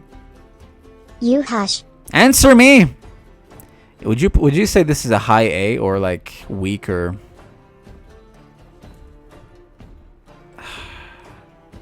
Maybe mid A. Better than Lounging Lizard, but weaker than Devour of the Depths. Maybe mid A. Anyway, I'll keep it there for now. A? Okay, that's fair. Smooth Soloist. 7 mana, 3/4. Yikes. Not the best stats. But Plunder reduced the cost of allies in hand and in deck by 2. Everything's giga cheap. Yeah, scary card. You don't see it played often. It is underrated. Very easy to activate too. I think, yeah, maybe right here. Is it better than Ruined Rex? It is a scary card to deal with. I think it's right here maybe. High A. No, it's not better than the best Abyssal Eye. Is it? I don't think so. Because, like, it's turn 7. Yeah, you're reducing everything, but... you know, you want the game to end. But reducing, I guess, if you're on attack turn and you're reducing everything, you're going to have a full board by the end of the turn almost. Or by the end of the next turn. 3/4 elusive is okay. I think that's a good spot. King's Court, Jacques Ship, 7 mana, 7/5. Attune and Brash. It's official. Attune is Bilgewater is the Attune region. When you summon an ally, wait, it doesn't draw Jacques? What? Hold on, let me verify this. It doesn't draw Jacques. A ship that doesn't draw Jacques, or a ship that doesn't draw its captain. The King's Court. It's gonna verify. Yeah, it is. Oh, this is wrong. When I'm summoned, I just looked it up. When I'm summoned, draw Jacques, and when you summon an ally, create a whatever. Okay, so this is wrong. Are the stats good? Hold on, I didn't check the stats. Yeah, 7/5 Brash Attune. Okay, so it does draw Jacques. Create a fleeting prize fight in hand, and when an ally survives damage, grant a fleeting. This is a scary card to deal with, by the way. This is definitely a scary card to deal with. I've lost to this. Like, they drop this, and they keep dropping units, and then keep playing prize fights, and then at the end, I can't block anything. I think it's scarier than the Smooth Soloist.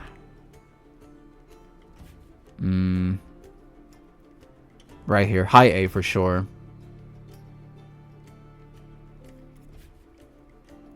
Might be S tier. Man, I might even put it up here. I'm slowly losing focus on what should be S tier or A tier, but what do you think? What do you guys think? Is it A tier or S tier? I'll keep it right there for now. Very strong card. You do have to get rid of it. It's, I think, the strongest. Well, ooh. Yeah, hold on. We'll get to the Dreadway, but I think it might be either. It's top 3 strongest ships. The Siren, 7 mana, 3/7. Ew. I almost forgot this card existed. When I'm summoned, draw Misfortune. While I'm attacking, all your spells and skills deal 1 extra damage. Just 1. Really? It's turn 7. They're just dealing 1 extra damage. Yeah, bad stats. It is a scout. So you're attacking with this first without fortune. The ship goes first and fortune is in the back line. That's weird, isn't it? The ship goes in without the captain. Yeah, I don't see this ever being played. C tier. It does draw fortune, but you don't even run this card with fortune decks. And the buff is so pathetic. Yikes. Like, is it F tier?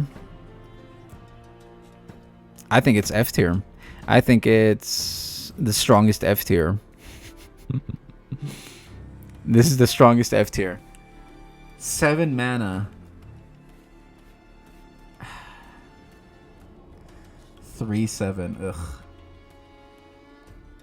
And it's while I'm attacking, all your spells and skills deal 1 extra damage.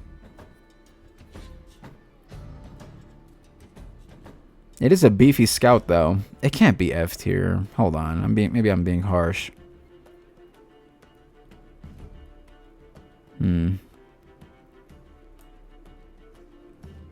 It's D tier. I'm deciding where.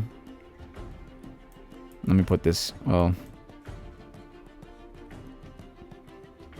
I think Pole Shark is better than the Newt Fish, I think, in my opinion. Abyssal Guard. Actually, let me put him here. Abyssal Guard should be here. And this low D tier.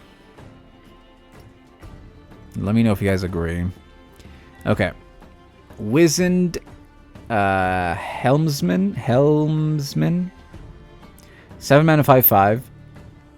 Weak on the stats. Play manifest 2 different elemental spells you've played this game. They cost 0 this round. So you can manifest Harsh Winds and something else, and they both cost 0 this round. Very strong. But he doesn't have key. Like, he's a 5/5. I think he's a B. Definitely not A. Well, I compare him to the Sandhopper, and he's definitely stronger.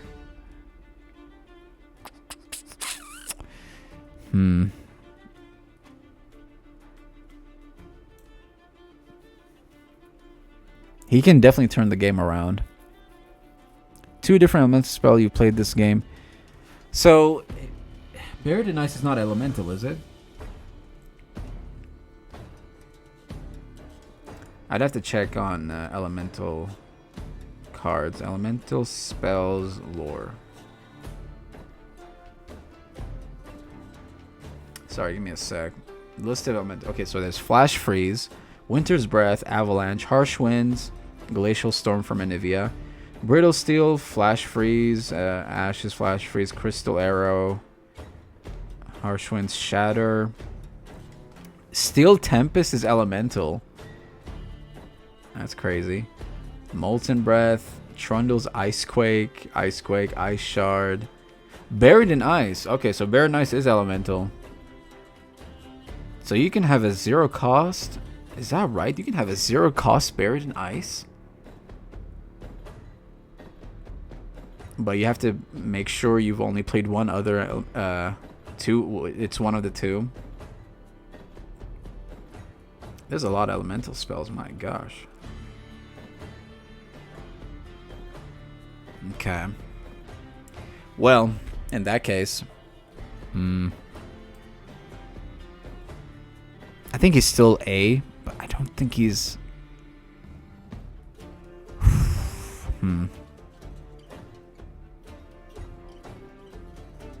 Maybe right here. Maybe a little bit high. Well, right here. High A.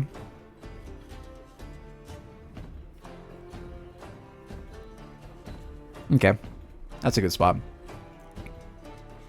Jawfish, 8 mana, 2/7. But it is a lurk. Play each lurker strikes a random enemy. So you can get cucked with this, because 1 lurker can strike... no, 3 lurkers can strike 1 enemy. So it is a gamble, which he's in Bilgewater, so it makes sense. But you can get really lucky and basically just clear the board. It's not a bad card. It is a scary card to deal with. High A for sure. But I would say...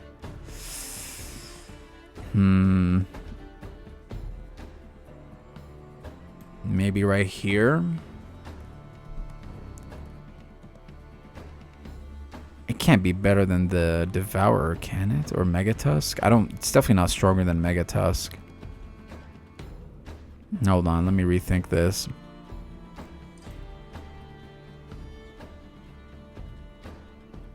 Hold on. No, sorry.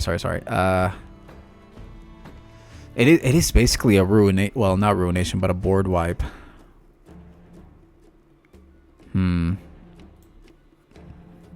My original spot was right there, I think.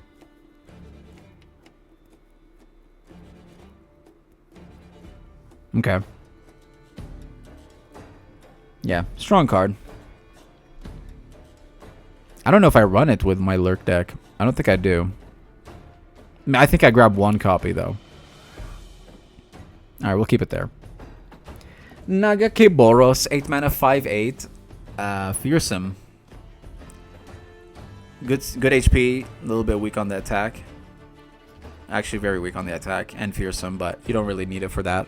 When I'm summoned or round starts, spawn 2.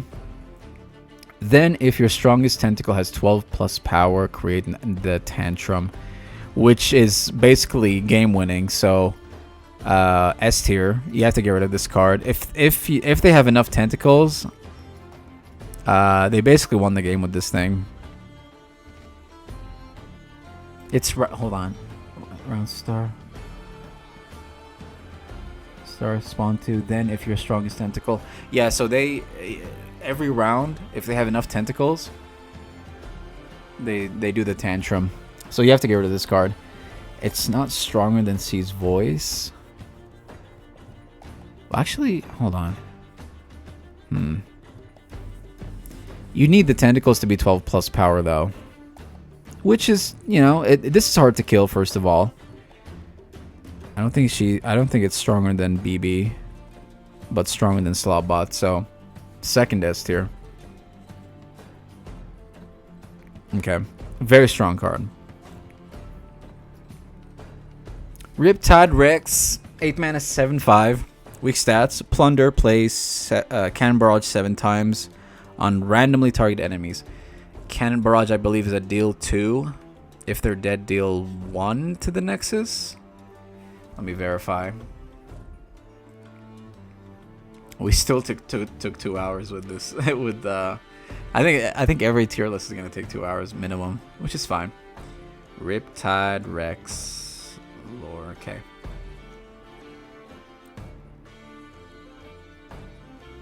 Can Barrage, deal 2 to a unit. If it's dead or gone, deal 1 to the enemy Nexus instead. Okay. So another board wipe. Strong card.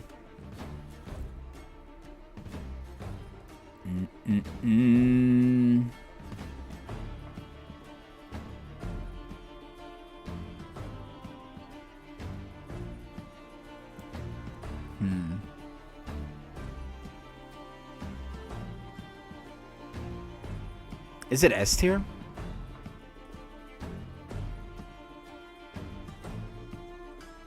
Seven times. It is a game finisher. I think it's S tier, but where exactly? I don't think it's stronger than Nagakiboros. Because you can get this is a one-time thing, but this is like this infinite, like every round start. If somehow you've still survived. I think right there. We'll keep it there for now. Keep it rolling. Saphirsa, Scourge of the Deep, 8 mana, 8/7. I have a problem with this card. When you spend mana to play another unit, create a random card in hand of equal cost. It costs 0 and it's fleeting. So it's a dragon, but it doesn't have fury. It's a sea monster, so you want to play with Nautilus. But if Nautilus is leveled, all the sea monsters are giga reduced. And then if this is on the board and you drop another unit, you're getting a 0 cost unit or a 1 cost or a 2 cost, which is useless at this point. You're not going to replace a sea monster with a 1 or 2 cost unit or a follower. A random card in hand. A random card. Wait, a random card. So that can that be champions? When you play another unit, create a random card in hand that equal costs. Can you play champions with this thing? That's not possible, right? I'm not sure. Someone tell me in the comments. Yeah, so it's good if Nautilus is not on the board. It's like a baby Nautilus.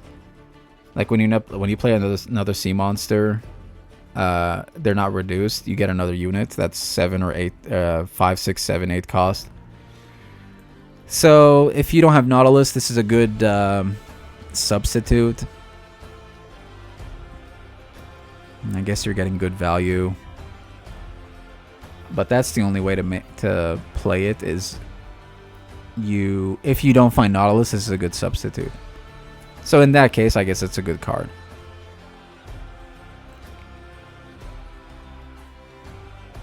It doesn't have keywords though, but it is an 11/10 if you hit deep.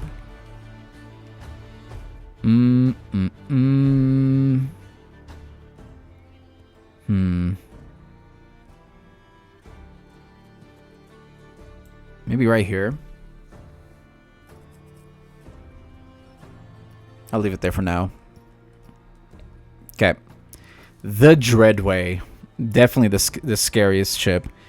8th mana, 4/6. Weak stats. Fearsome. When I'm summoned, draw Gangplank. Double all damage dealt by your spells, skills, and allies. Double. I run this with Ladros and the Elder Dragon to just OTK the Nexus. But even in other decks like Overwhelm, it works well with a lot of It works well with a lot of decks. Aggro, and even control decks. Yeah, this is a scary card. You definitely want to get rid of it. I would say definitely better, stronger than the King's Court. Is it S tier? Probably. Double all damage dealt. High A, honestly. You don't think it's S tier? The stats are weak, but if you're attacking, you're... I think it's S, honestly. Double the damage. It's crazy. I think it's well, it's definitely stronger, I think, than Ruined Rex. Ruined Rex is a one-time thing, but this thing is permanent. Like, you have to kill this immediately before they attack even. I think high S, but definitely weaker than these. Man, is it the high? No, it's not stronger than BB. It might be stronger than Naga Kiboros though. Okay. The last follower. Wiggly Burblefish. 8 mana. 2/1. What the Elusive. I cost 1 less for each spell you've played this game. So it's one of those followers that you just keep in hand, or you just mulligan until you find it late game. S, don't argue. What? S? How do you make this? I have no experience with this card. Let me read the whole thing. I cost 1 less for each spell you played this game. Okay. So, turn 5, turn 6, it's 0 cost. We'll say whatever. Well, probably not 0 cost, but by the time it's turn 8, it's 0 cost. When I'm summoned, create in hand a random 1 cost spell from your regions. Okay. I don't understand what's the big deal. Why is this a strong card? What's the argument? I don't understand why this is a strong card. Like, I'm tempted to put it at well, not C, but like low B.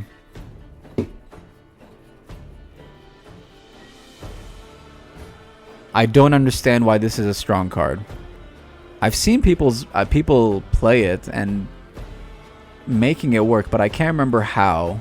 Is there a specific deck that makes this very strong? Is the wording wrong? Does it create a copy of it in hand? Hold on, let me look this up.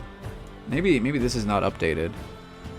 Wiggly Burble Fish.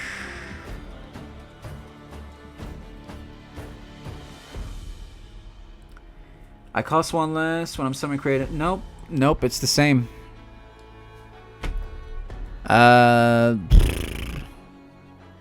Honestly, I don't see what the big deal. Piltover with Wiggly. Okay, why Piltover? Tell me, what's the deck? How do you make this S tier? Until you do, it's gonna stay down here. Down here.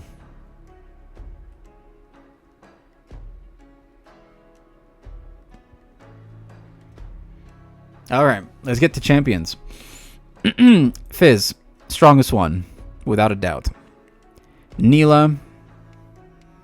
Well, let me just throw them all in there, and then we'll adjust.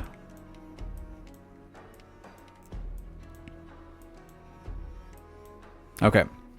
Fizz is the strongest. Neela, Misfortune. Is Neela stronger than Misfortune? Actually, no, sorry.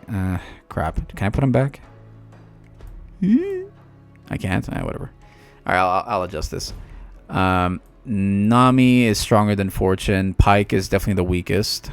Nautilus is very strong. Is he stronger than Nami? I think so. Alawi stronger than Fortune. Kench. Let me actually go through each one. Fizz, when you play a spell, stop all spells and skills targeting me. 1 mana, 2/1, sorry. And give me elusive this round. Fizz is the strongest 1-cost champion, without a doubt. Stronger, even stronger than Teemo, in my opinion. He's the strongest 1-cost unit in the entire game. S tier, S tier. Solely on the fact he stops all spells. It's not this round, it's just all spells ever. Let's see. Nautilus, 7 mana, 0/12, tough, fearsome. Deep unit. When I level up, copy tossed all allies that cost 4+ into the deck. So he becomes a 13/13. Very strong late game. It's just a force to be reckoned with. Did they make the Wurgle buff for 8 mana? Oh, hold on. I didn't notice the spell. Nope, it's still 8 mana on the website. So it got nerfed? Is that what happened? Yeah, it's the same as this on the website. Okay, Nami. When you play a spell, grant one to the weakest other ally that isn't immobile. And when you played 5 spells, she levels up with an allied Nami in play. And then she grants +2/+1, if I'm not mistaken. Very strong. Is she stronger than Nautilus? I don't think so. I think Nautilus is scarier.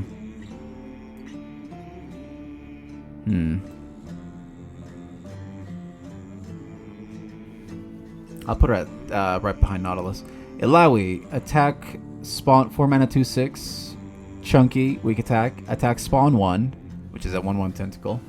Then I gain the power equal to your strongest tentacle's power this round. And then when she levels, let me pull up everyone's level up.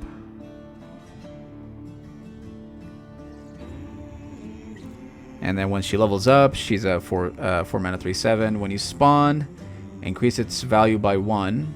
So spawn 2 basically. Attack spawn 1, then fully heal your strongest tentacle. Wait, what? Spawn 1, then fully heal your strongest tentacle. I gain its stats equal to its wait, she heals? Fully heal your strongest tentacle? Is that right? Huh? It was 6 before? Okay. Ilawi heals the strongest tentacle on level up? Spawn 1, then fully heal your strongest tentacle, and I gain stats equal to its stats this round. Huh. I never noticed that. Anyway. I didn't do this right. I should have kept them here. I'm sorry. Maybe I can put them back.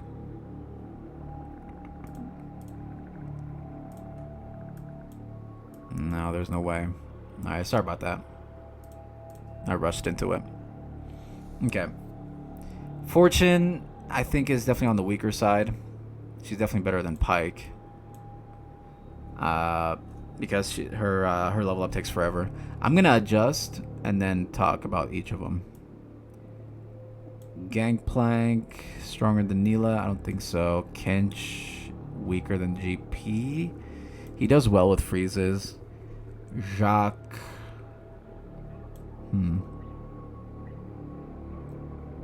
Ilawi, Neela, Gangplank, Kench, Jacques. Is Jacques better than Kench? I don't think so. He is strong, but Kench in the freeze deck is very annoying. Like, Kench might be right here, actually. Yeah, I think Kench is right there. Neela, GP, Jacques, Misfortune, Twisted Fate, Pike. Okay, that feels good. So from the strongest to the weakest. Alright, Kench, when I'm summoned, 4 mana 2/6. When I'm summoned or round start, create an acquired taste in hand. And acquired taste is fleeting. Tamkinch. Acquired taste. Where the heck is it? Yeah. Tamkinch swallows an enemy unit. It strikes him. Then he captures it. I love running Kench with freeze deck. So with Ash. Late game, he's just annoying. Whatever you freeze, you just eat for free. And then he just obliterates them on attack. When he levels up. He's a 3/7. Attack, obliterate my captured enemies, and release my allies. Alright, Neela. 2 mana, 2/3 Brash. Good stats. Very good stats, especially with Brash. Attack, create a Slipstream in hand. In the top 6 cards of your deck, you've drawn 15 cards. Again, another card that got giga buffed with Sunken Temple. And then her level up. Create a Slipstream in the top 6 cards of your deck and deal 2 damage to all enemies and the enemy nexus. And the enemy nexus is so strong, by the way. They cannot drop below 1. So very, very good, very strong, annoying to deal with. GP. Well, let's read his stats. 5 mana, 5/4. Overwhelm. When I'm summoned, summon a power keg. You've damaged the enemy nexus in 5 different rounds. Sejuani 2.0. And then when he levels up, Gangplank Lore. Pull him up real quick. When I'm summoned a round star, summon a power keg. So the same attack, deal 1 to all enemies and the enemy nexus. Which, when he attacks, you probably have a keg, so you're dealing 2. Scary unit, but not that scary. Definitely scarier than Jacques. 4 mana, 4/5 Brash. Strike, create a coin in hand. When you refill mana, heal me 1 for each mana refilled. Oh, forgot about that. Hold on, let me pull him up. And then when he levels up, 4 mana, 5/6. Overwhelm Brash. Strike, create 2 coins in hand. When you refill mana, grant me +1 and heal me 1 for each mana refilled. Honestly, he's probably better than Gangplank. Only because he heals. Also, the stats are better. I'd rather have a 4 mana, 4/5 than a 5 mana, 5/4. Now, GP is overwhelmed, but he gets overwhelmed on level up. So I think he's scarier on level up than GP. Misfortune. Her only issue is she's so hard to level up. I've seen you attack 4 times. It's unbelievably hard to level up.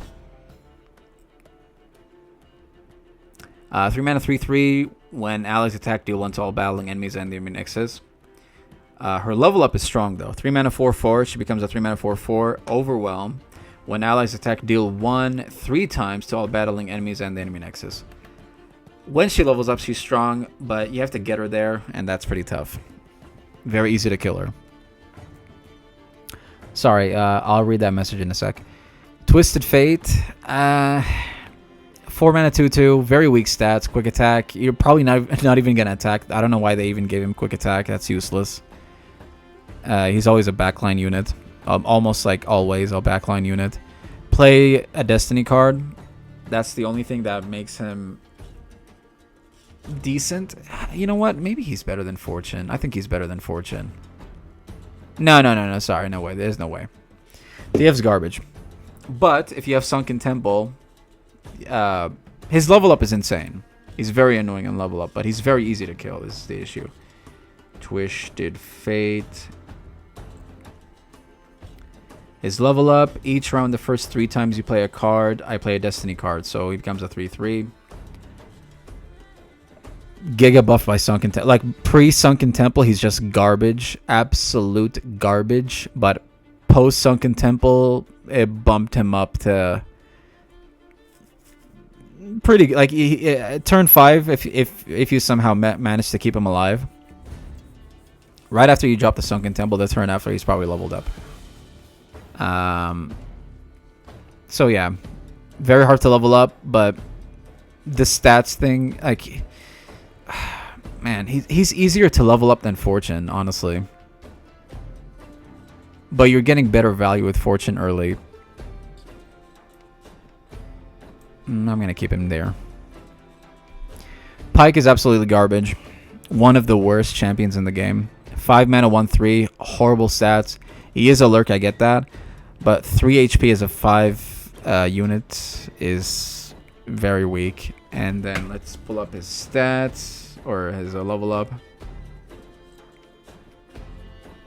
When I lurk, transform me into Death from Below, which is a 5 mana, summon a Pyke striking an enemy. And then if you manage to level him up, which he needs to deal 15 damage, when I kill an enemy, I strike the weakest. So you're kind of clearing the board. But you want to clear the board before you commit the attack. Otherwise, you're not really finishing off the game. The issue with Pyke is he's just hard to level up and he's very weak. It's really the issue with most of these backline or low tier champions is very hard to level up and very vulnerable to die. And that is, let me just look at this. Yeah, this feels good. Is Alawi stronger than Nami? I think so. It's a toss-up between these two.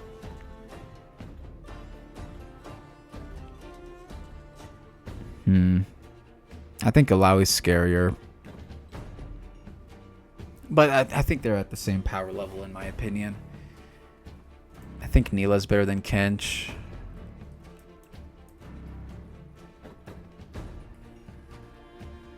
Maybe not. I don't know. In the correct deck, Kench is unbelievably annoying. Okay. Let's go through this one more time. Verify everything's good. I don't know about the Dancer and her being in S tier. I don't think Shelly should be S tier. I think Shelly's A tier. I think Shelly's right here. Dancer, also not S tier in my opinion. I think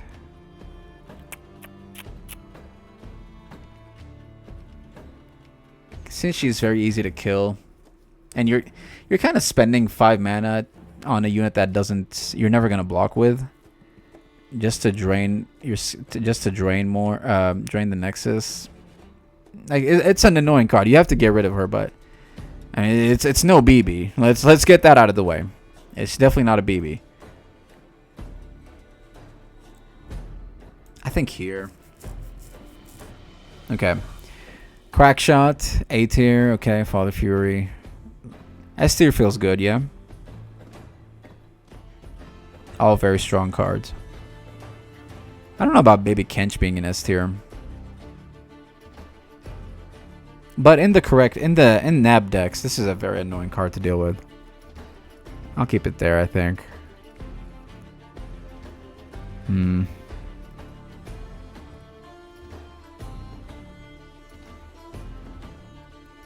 Okay. I'm tempted to put Crackshot up here. I think Crackshot is S tier.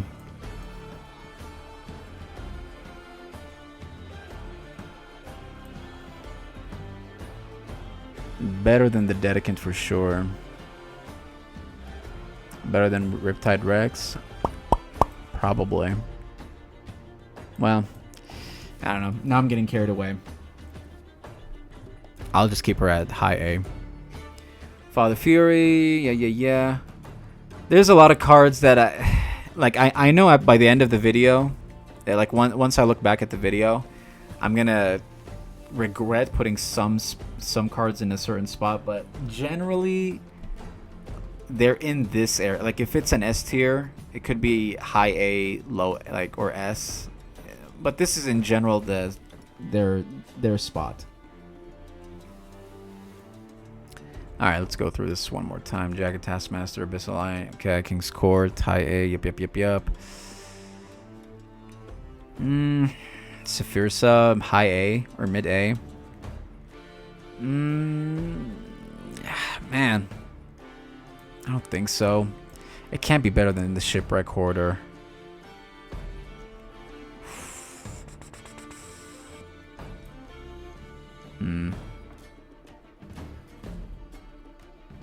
Maybe right there.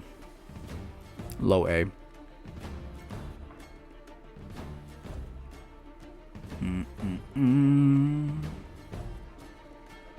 Okay. And we got the B tier. Looks good, looks good. Alright. Petty Officer, Fortune Croaker. Average cards. Nothing to see here. Move it along. Tide Dancer. Does that deserve a B tier? I think this is more S. Or more C tier.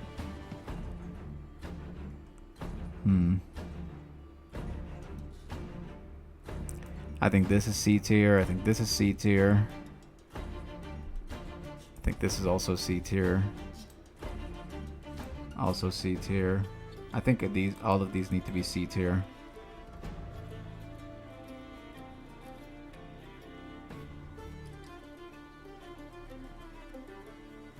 Okay.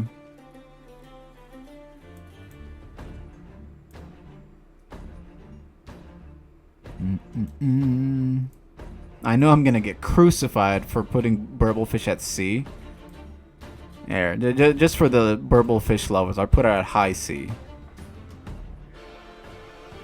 But let me know if in the comments, like, if I'm wrong about the Burblefish and why. What kind of deck would she be in? Okay, Pool Shark.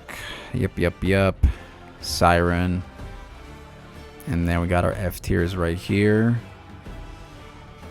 Alright. I mean, there's cards I want to put in F tier, but I don't want to change it any further. This TF deck.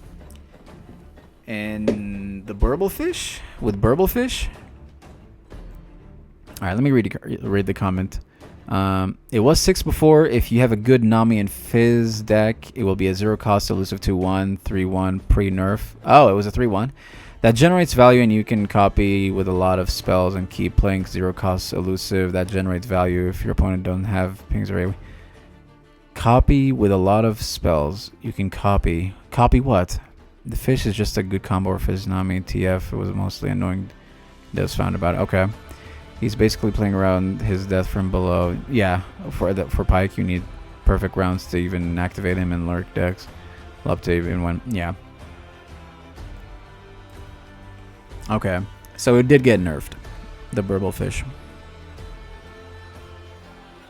Alright. That is pretty much it for the Bilgewater tier list. Let me know if you agree or disagree with the list. And thank you guys for watching. Take care.